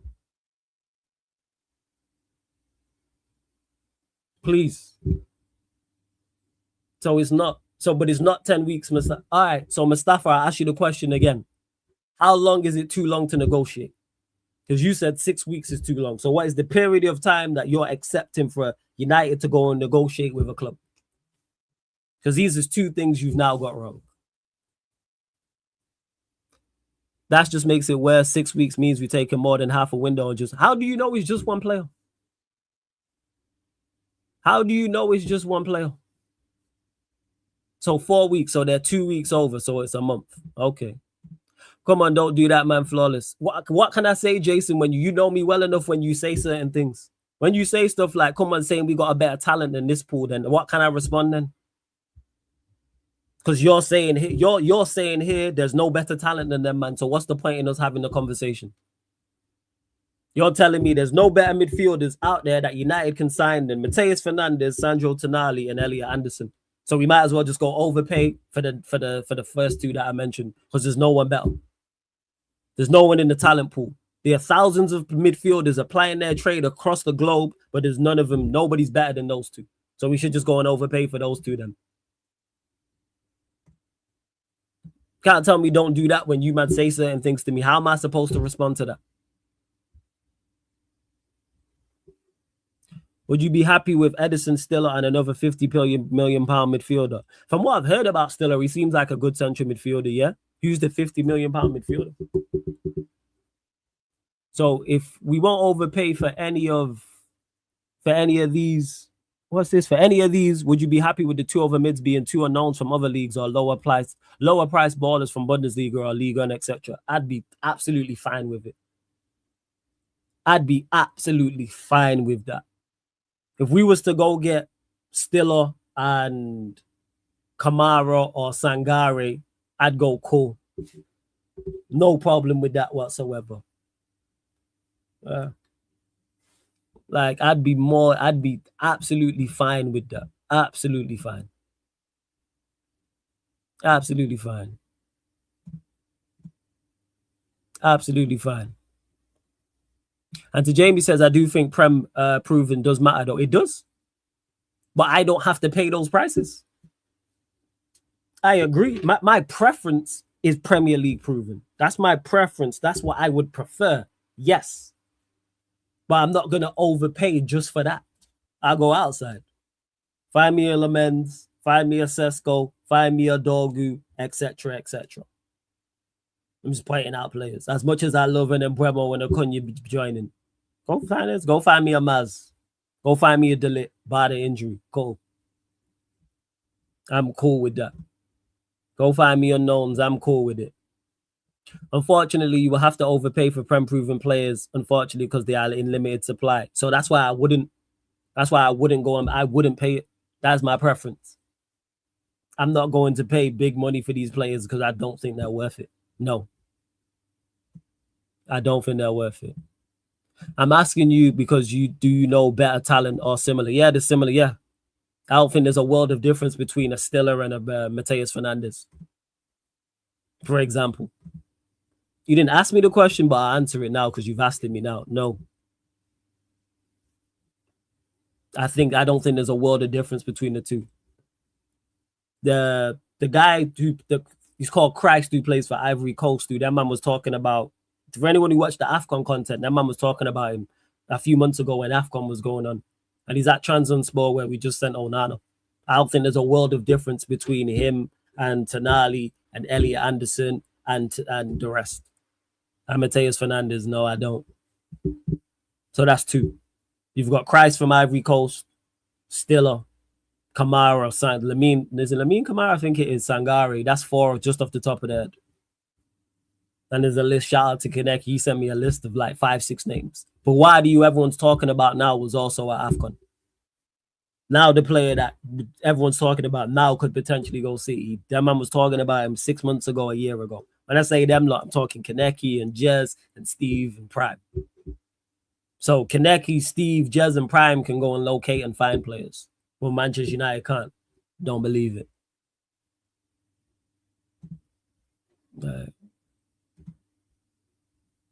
What are we doing out here? Flawless, you telling me these names from other leagues, but did you watch them? Here and there. I haven't watched them in full. No. Games here and there, I've watched them. Not in full. No. But again, it's not my job to watch them in full. But you asked the question, I answered. But no, I haven't watched them in full. Hence why I'm not here banging the baton to say go sign him. But you said, is there other talent out there that are similar to him? Yes. I don't think there's a world of difference between Stiller and Mateus Fernandes. For example, I don't think Tonali and Kamara are worlds apart.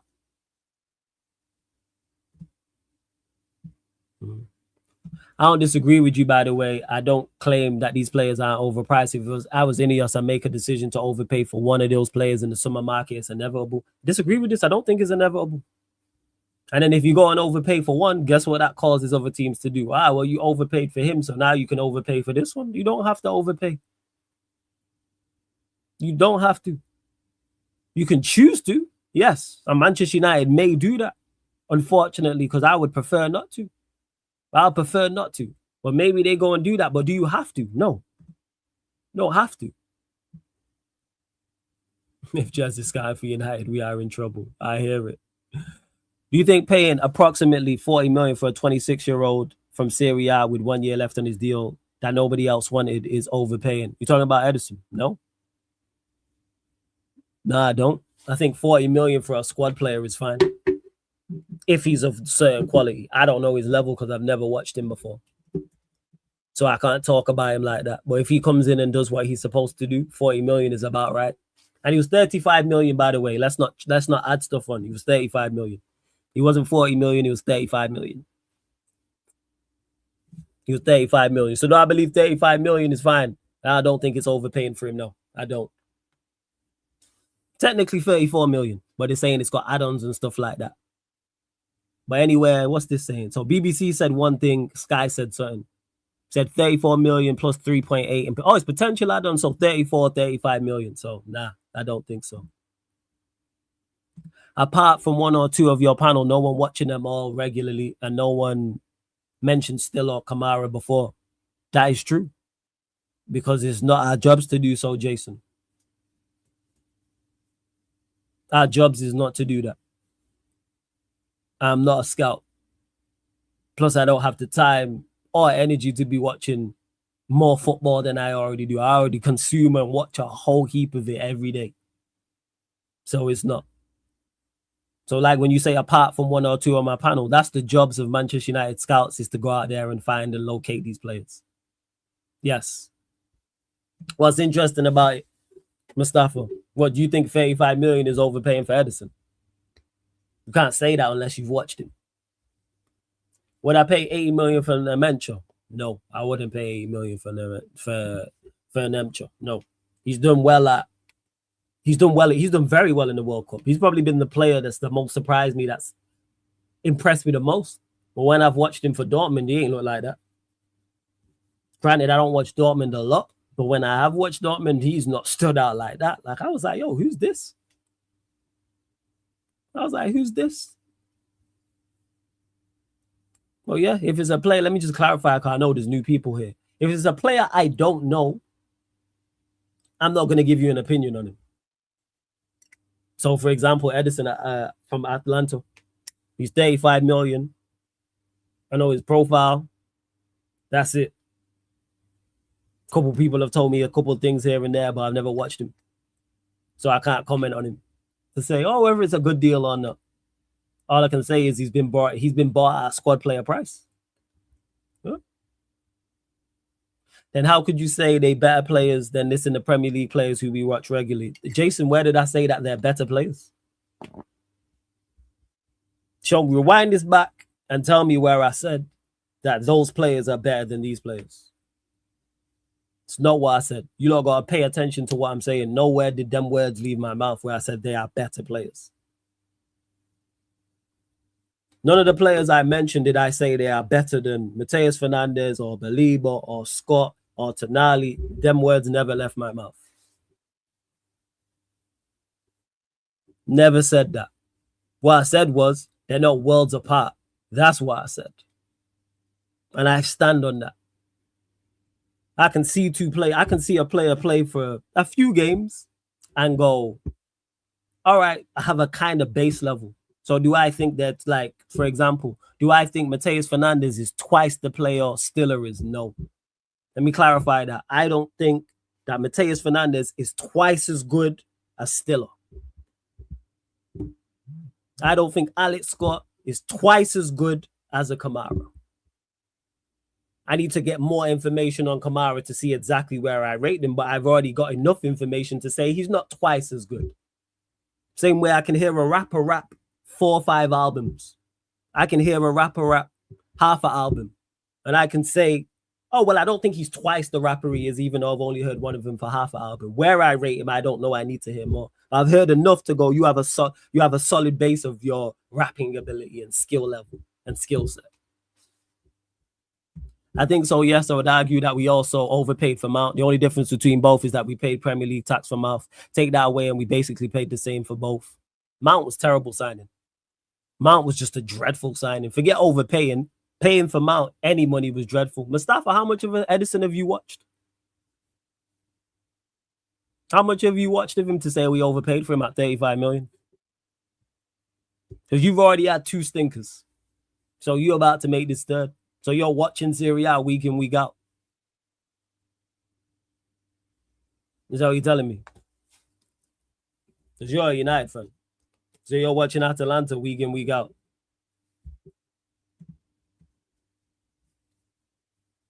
And are you sure you got the right guy as well? Are you sure it's him? They got run. Yeah, because I know sometimes I might talk too quick. Sometimes it's the accent, maybe I hear it. Okay, then you haven't watched a lot of games, but you say similar. No, I said he's not twice the player. He's not twice the player. It's vague. I can watch him play and go, all right, so yeah.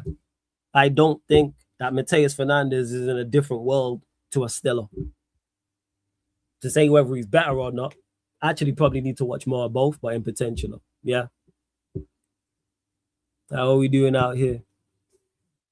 What is going on? What is going on? It's crazy. 2 stinkers. I accept defeat with Fernandes, but I thought the transfer window was between June the 1st and 12 weeks, which is why I said 6 weeks is half the window. Do you think that teams are only negotiating in the window? You think teams are just talking in the window? Come on, man. Yeah, I haven't watched him. But you got people saying we overpaid for him. People saying we overpaid for him. What are we doing out here? And Mustafa, I can't even remember your other stinker. I'll have to scroll back up and see it. But what are we talking about here? Julio Mendes says, I don't think Edison is better than Agate. Faz? Yes. I'm coming into judgment after only watching a few games in regards to your base level, yes. Because that's all I need to get at base level. I don't need to get... One, I don't have the time to watch him often enough to get detailed of a Stiller, of a Kamara, but I have a base idea of how good you are. And you're better, and you're not, again, they're not clear. Yeah, that's the words I'm looking for. Yeah. Mateus Fernandes is not clear of Stiller. When I say clear, I'm saying he's not double the player he is. I don't think he's twice as good as him. He might be better than him, yes. But do I think he's twice as good as him? No. But he's probably double the fee. And I'm just throwing names out there. So whether it's Kamara, whether it's Sangare, So yes, I'm coming into judgment only watching a few games. Yes. As I don't know how many times I need to say the same thing over and over again. I don't know about Edison because Rangers was midfielder of the year over there and he can't get with the pace of the Prem. With Edison, we'll see. Dumb. I'm not saying he's going to be a good signing or he's not going to be a good signing. You know why? Because I've never watched him. So I don't know. Arsenal, the price he's been bought, I need 35 million pounds worth of play from you or more. And if you come in and be a good squad player for us, mission accomplished. That's all I need from him at 35 million. Now, if he was 135 million, it's a whole different conversation. If he was 85 million, he was 35 million. You're a squad player. Now, I still need you to be at a certain level. Still need you to be at a certain level. That's just me. I know this game, Cape Verde, Saudi Arabia game starting shortly, so I'll go on shortly, people. So yeah, Mustafa, where you've gone? Because I can't believe I have to explain that. A transfer, like, teams just don't negotiate in transfer windows.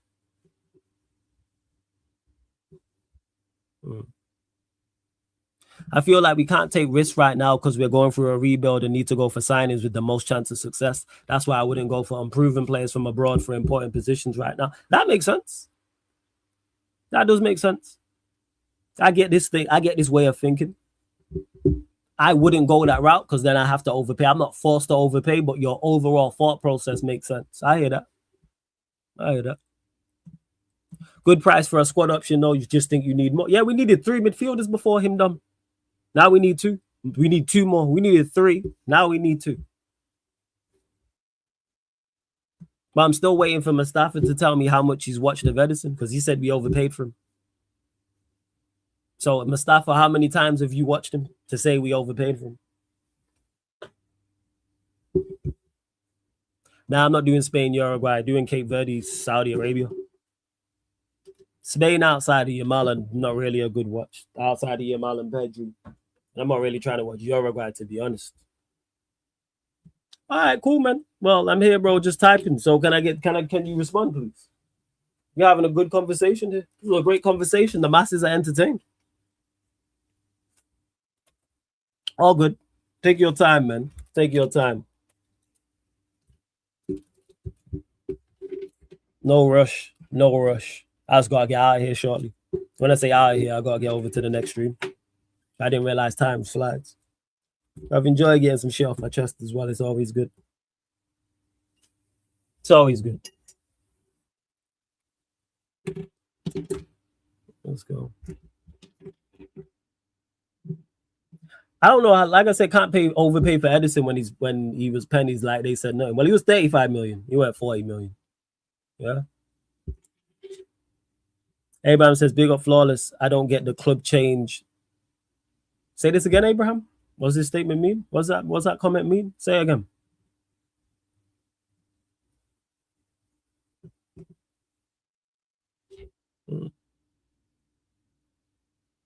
I search now. Stiller is 25. Kamara is 22. Fernandes is 21. We are paying for talent now and the future. Cool. I lost at your point about Stiller and Kamara. Say this again, Jason. Because if you want more names, I can give you more names of more players. They were just 2 off the top of my head. But there's more players and that I've watched bits and pieces of, like, similar to these 2. And I'm lost at your overall point. Now you're gonna have to clear it up for me. I'm confused. I'm confused. But big up everyone tapped in, man. Run up the like, subscribe, all that good stuff, people. I'll continue this conversation on the next stream, to be honest. Because, yeah, I want to get over to this Cape Verde, Saudi Arabia game. Let's figure out what channel it's on. Wait.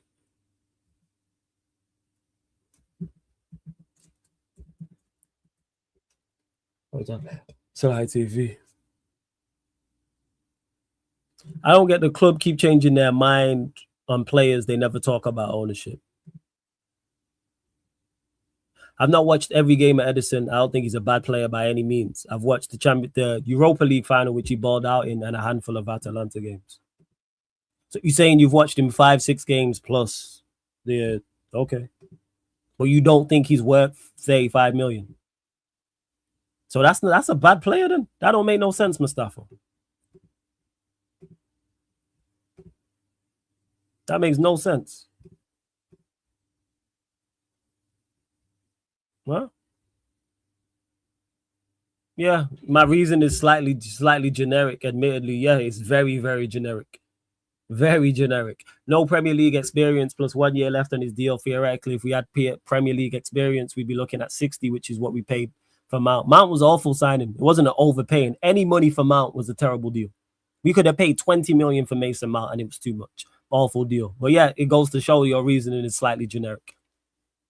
Like I said, if you say he's a decent player, 35 million for a decent player is cool. I don't know how you can know. Those two things don't make no sense. That's an oxymoron. You can't say I don't think he's a bad player, but then say you overpaid at 35 million. That doesn't make sense. Because if you think even if you think he's an average player, because you said he's not a bad player, so he's got to be worst case scenario, he's average.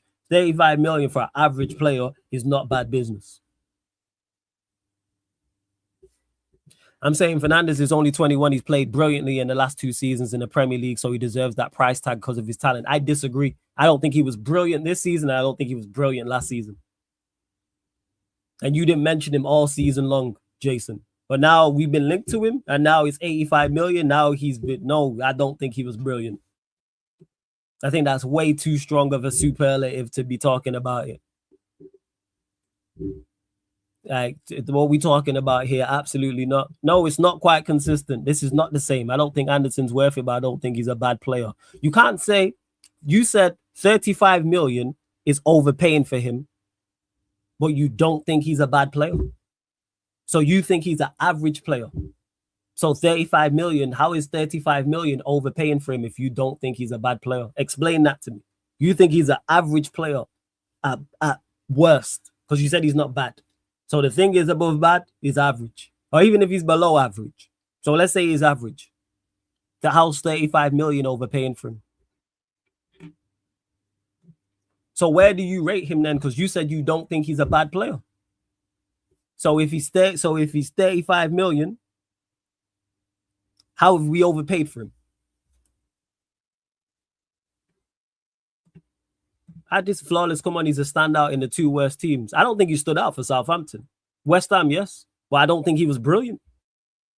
Brilliant to me is you had an 8-9 out of 10 season. So you telling me, Jason, that Mateus Fernandes is an 8-9 out of 10 season for Southampton and West Ham?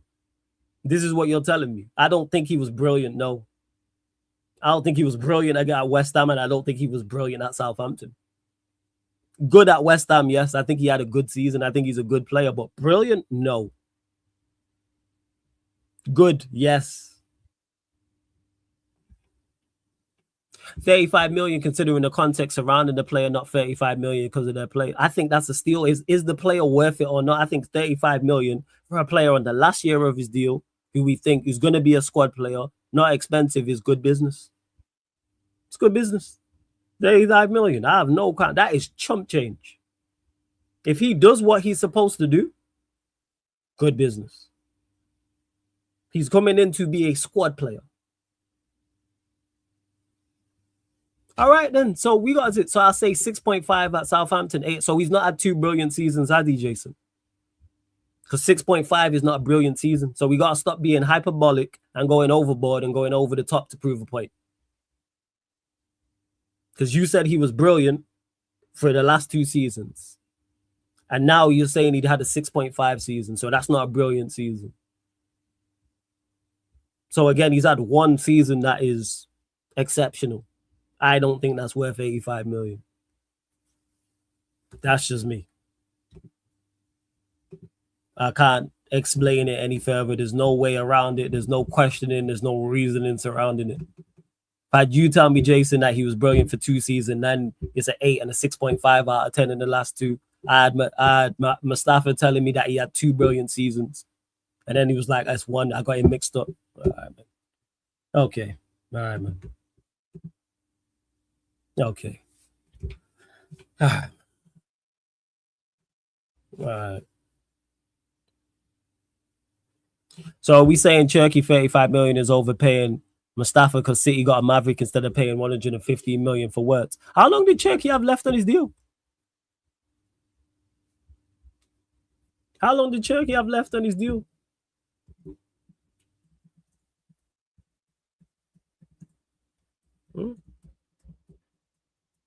Left.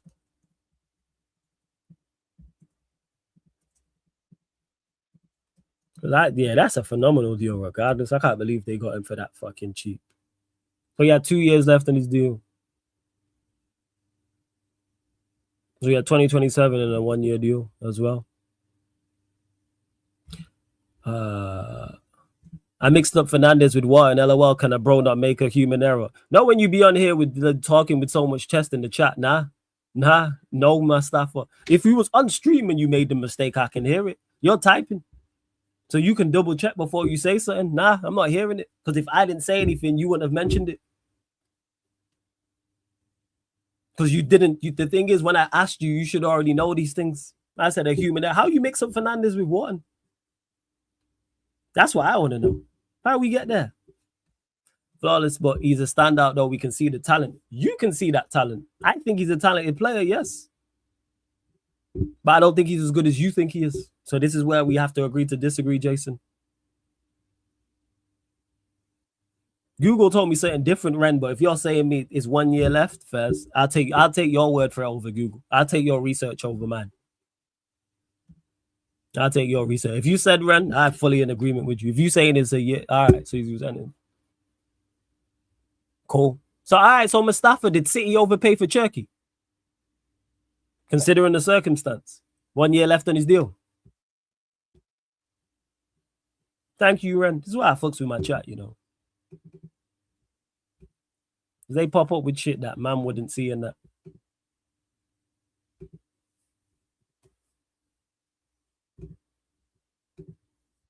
So did they overpay for him? Because it was 1 year left on his deal and they paid 35 M's for him. So under that circumstance, then it is overpaid, correct?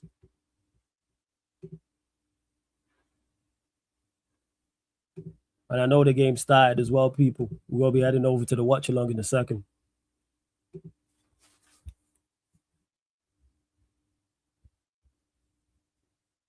And no, I'm not doing someone who said, yeah, I already answered that question about Spain. What's the like check, yo? Let me get back to that. What's the like check? Like check 1212. We're at 56 likes. 4 more girls up to 60. Subscribe as well. Okay, so now we're getting somewhere. City didn't overpay for Cherky, but flip question, do Cherky and Edison have the same ability? No, they don't. I highly doubt. Actually, let me clarify that. I highly doubt it because I've not watched Edison. So it's an ability thing then. So if Edison joins and actually plays well, did we then overpay? No. According to your logic, we didn't. Because you tried to make out, oh, it's all about the circumstance. No, it's about the talent of the player. So if he joins and performs well, then we didn't overpay. But man just want to be hyperbolic just to be over the top. What you doing out here? That's my point now I'm making. You just continue to prove my point for me. I highly doubt Edison is of the level of Cherky. Highly doubt it. So 35 million for Cherky is not overpaying, but 35 million for Edison isn't either. None of them are overpaying, in my opinion. If Edison turns out to be a good squad player. If he turns out to be a better than a squad player, then we underpaid for him. We got a great deal.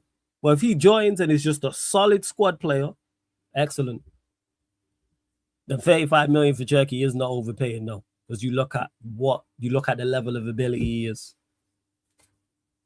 So what are we talking about here? So it's on the level of the ability. It's nothing to do with the circumstance, like you said. As you said, it's the circumstance. It's the year left.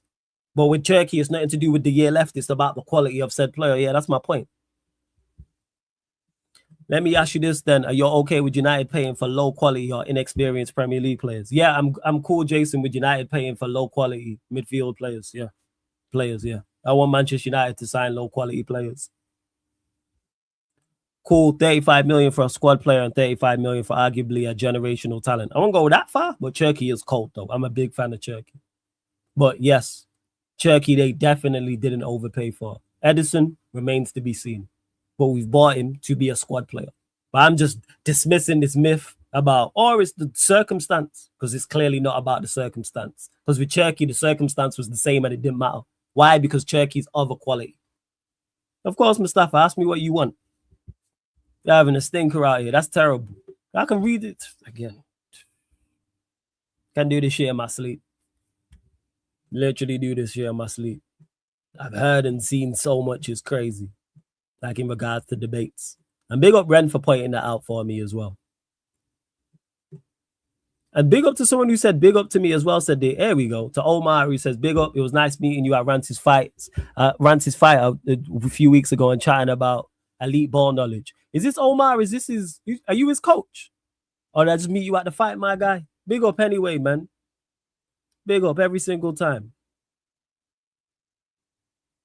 Big up every single time.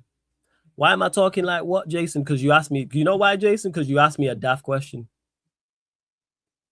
You asked me, am I cool with Manchester United paying for low quality? That's why. What do you think United are gaining by not overpaying? We're not fixing the market price just because Man United are willing over to pay. No, I think we're getting the best deal for us. Because if we go and get a player who's good for us for a cheaper price, then that leaves more money to go get more players who are also good. That's why. That's why that is. Because I don't want us getting bumped, because then it affects future deals as well. And then it affects the pot, because it's not an unlimited amount of money that Manchester United have. We don't have an unlimited amount of resources in the pot. We don't. So that's why. So let's say we have 250 million. I want to get my best for that 250 million. How about we go get players who are of the certain quality? I'm all for paying big money, just not for Mateus Fernandes. Bring me a player who I think is worth 80, 85 million, 90 million. Cool. Do I think he's worth? No. And I'm like that across the board and have been like that. I'd be like that if the player was 50 million. If United were going to pay 50 million for a player and I don't think he's worth 50 million, I'd say, don't pay that. I don't think he's worth 50 million. To your point, Edison, if we paid 50 million for a player in the last year of his deal, I'd go. Who's going to be a squad player, I'd go. Huh? 35 million, yeah, that makes sense. 50 million for a squad player on the last year of his deal. Granted, I don't know a lot about him like that. But I would look at it funny, like, you got to be more than a squad player for that. Because that ain't squad player prices. That's going towards rotational piece first team, or it's going more north than the other way. Flawless, I said experienced also. You also said low quality. So Jason, let me ask you, why would I want, as a Manchester United fan, for United to sign low quality players? Ask me that. Answer me that, please, Jason.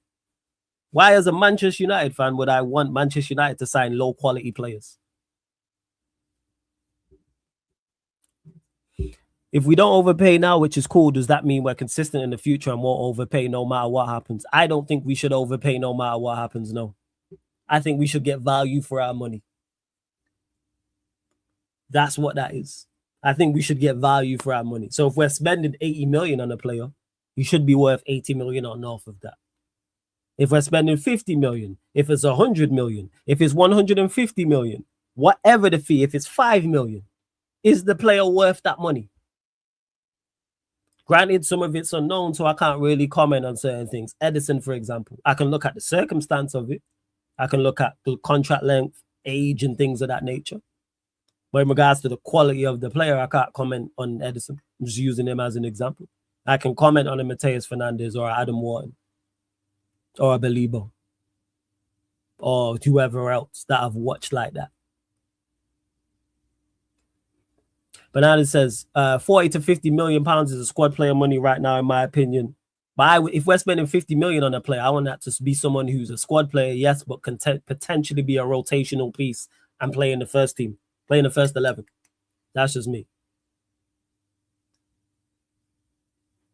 I know you don't want that, but sometimes we have to pay big and make a statement for their talents. All right, so if you ask, don't ask me questions you know the answer to them. And yeah, pay big to make a statement. Go sign a player that's worth the money. I don't think Mateus Fernandes is a statement signing. I'm sorry, I don't. Good player, yes. I don't think he's whoa, United signed Mateus Fernandes. No, it's not a statement signing. Bear in mind, I don't care about statement signings and that. I care about talents and the quality of players, yes. Absolutely. What are you saying? McGinn, yes, the statement signing, that would blow everyone out of the wall. They'd be like, whoa, United signed McGinn from Aston Villa. Top notch. They should have paid him more. We could spend 100 million on him. Spend 100 million on him. Direct contacts between City and Lille for Buwadi have already taken place. Manchester City are very interested in the midfielder. City making moves. I hear it, man. Wonder what the price will be. He looks like a good player, so I only watched him in the World Cup. I only watched him a couple of games. Yeah, best bargain, man. Should have been 100 M's. Should have been 100 M's. Without doubt.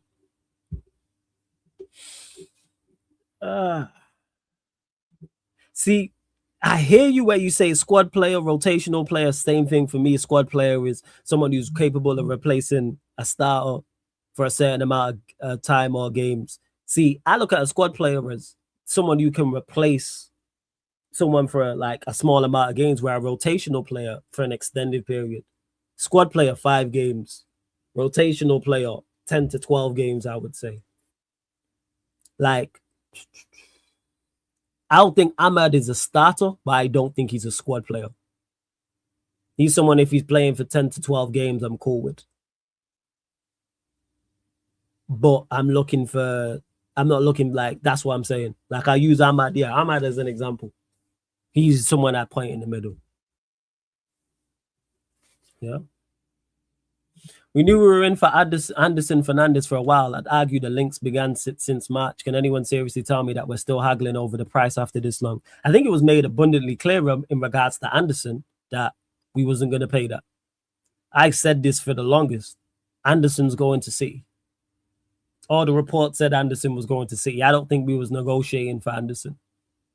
In regards to Fernandes, I don't know when we started negotiating, so I can't comment on that. I don't know. Because the Mateus Fernandes news jumped up out of nowhere at the end of the season. So I'm not worried. Basically, someone that can make you forget you're a starter for a long period. Yeah, I would say so. Yeah. Like Ahmad. If Ahmad's in the starting lineup for a prolonged period of time, I'm not like, oh, well, Ahmad can't be starting. Yeah, see, only City were in for Anderson according to reports. There was loose links with us. Flawless, the problem is you mentioned all the other league players, but no Liverpool, Arsenal, Chelsea fan knows the names or take them in their teams. Take who? Who are we talking about here? Like, I'm lost that. Jason, you've lost me again. You've lost me again. I'm lost as to what this exactly means. But anyway, I gotta get over to the stream, people. Let me sign in here. Watch this Cape Verde Saudi game. That's what I'm on. Well, it's good to be back, man. It's good. I've been doing just pure watch-alongs and stuff. Pardon me. Oh shit! Where's the other game? What channel is it on? Hey, one of you let me know. Where's the Cape Verde game? I ain't trying to watch Uruguay, Spain. What channel is it on? ITV what? Still a Camaro. No fans will take them or mention them. So I'm okay, it's Jason. So because no fans mention them, we shouldn't. All right. So we should just base who we sign off of other fans. Cool. ITV4. Thank you, nephew. Appreciate it. So yeah, Jason, we should just base it off of what other fans say. No, our scouting department, no. Our scout should just listen to the rival fans. No. No malice whatsoever, man. No malice whatsoever. If it was Mustafa, I would have blocked you. I would have blocked you, but big up, man. I enjoy debating, man. I enjoy having conversation because you can learn something new, but big up. But yeah, no malice from me. You never came across as rude, otherwise I would have said so. But nah, you didn't. We was having debate. We both want what's best for Manchester United, so big up every single time. Hey, to B6, who'd you support?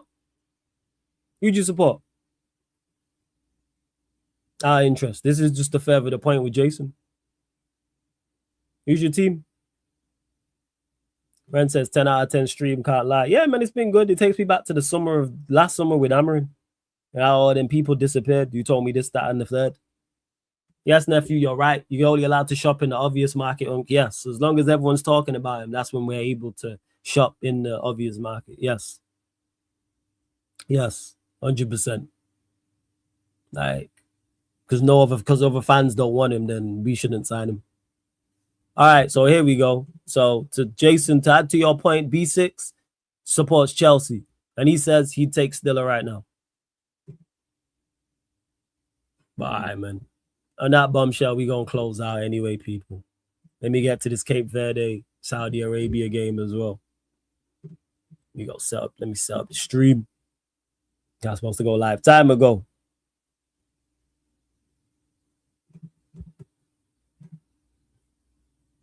But big up to everyone that's tapped in. Big up SB02 for the 2 super chats, my guy. Big up to all the members, all the regulars, all the new people, all the moderators. Appreciate each and every one of you lot, man. We just debating people over here. No malice. You already know what it is, man. It's all clean. We all cool people. Big up to everyone that is locked in as well. I'm just saying that if they're talented, why not other teams not looking or other teams' fans not mentioning? Because most of the team fans don't watch outside the Premier League. And how do we know other teams are not looking at him? When Real Madrid linked to Stiller. Okay. But all right, Jason. So Jason, what we should do then is what Manchester United should do, wait till multiple clubs and all the fans want a player, and then that's what we should do, right? That's what we should do. That should be our strategy. So you don't go and unearth players that players miss. No. You wait until everyone wants the player and then you go get him. That's what you should do. That should be the strategy. That's what you're telling me, Jason, right? Oh, yeah, I know Madrid will link to him, but that's not enough clubs for Jason. So it has to be Madrid, Barcelona, Bayern Munich, Chelsea, Arsenal, City, and then everyone in all the content creator space and all the fans need to be talking about him to go and sign a player. That's what it is. Hey, we shouldn't have signed Lemens. You know what? Napoli shouldn't have signed Kvaratskhelia from Russia. You know what? PSG shouldn't have signed João Neves or Vitinho. Shouldn't have signed any of them. They shouldn't have signed Pacho. They shouldn't have signed Nuno Mendes either. Yeah, we shouldn't have signed Maz. Yeah.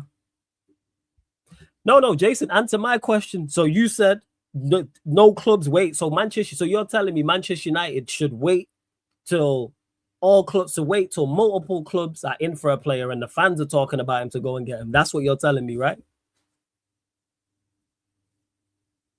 This is what you're telling me. I'm asking you a question now, Jason. So this is what you said. So I'm just clarifying to make sure I've got clarity in what you're saying is. Because you said no clubs were in for them, no fans are mentioning them. So that should be Manchester United's MO going forward.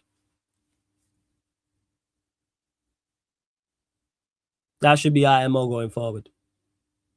is we just wait till fans and clubs are all in for one player, and then we go, yeah, go and sign him.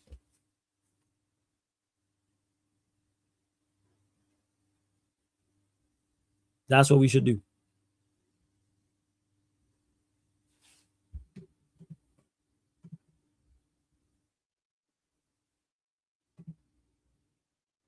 That's what we should do. I just want to hear this before I go on to the next show still. It was me thinking it was Friday as well. It's mad. I mean, thinking it was Saturday. I was getting ready to watch the fight. In mind, I'm so stupid at times. So dumb. I'm so dumb at times, man.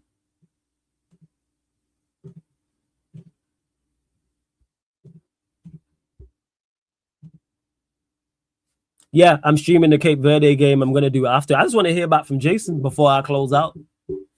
That's all.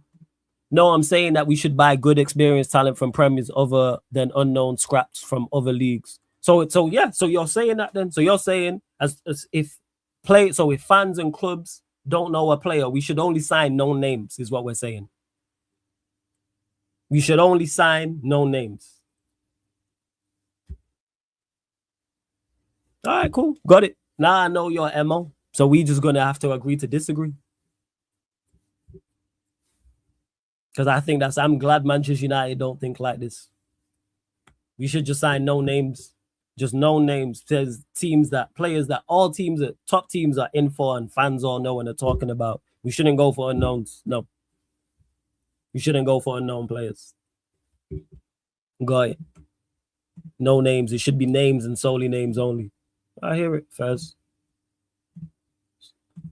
I ask these questions, people, so then I know where people's thought process is coming from. I was like, all right, we got nothing else to discuss. But all right, people, we're going to close out.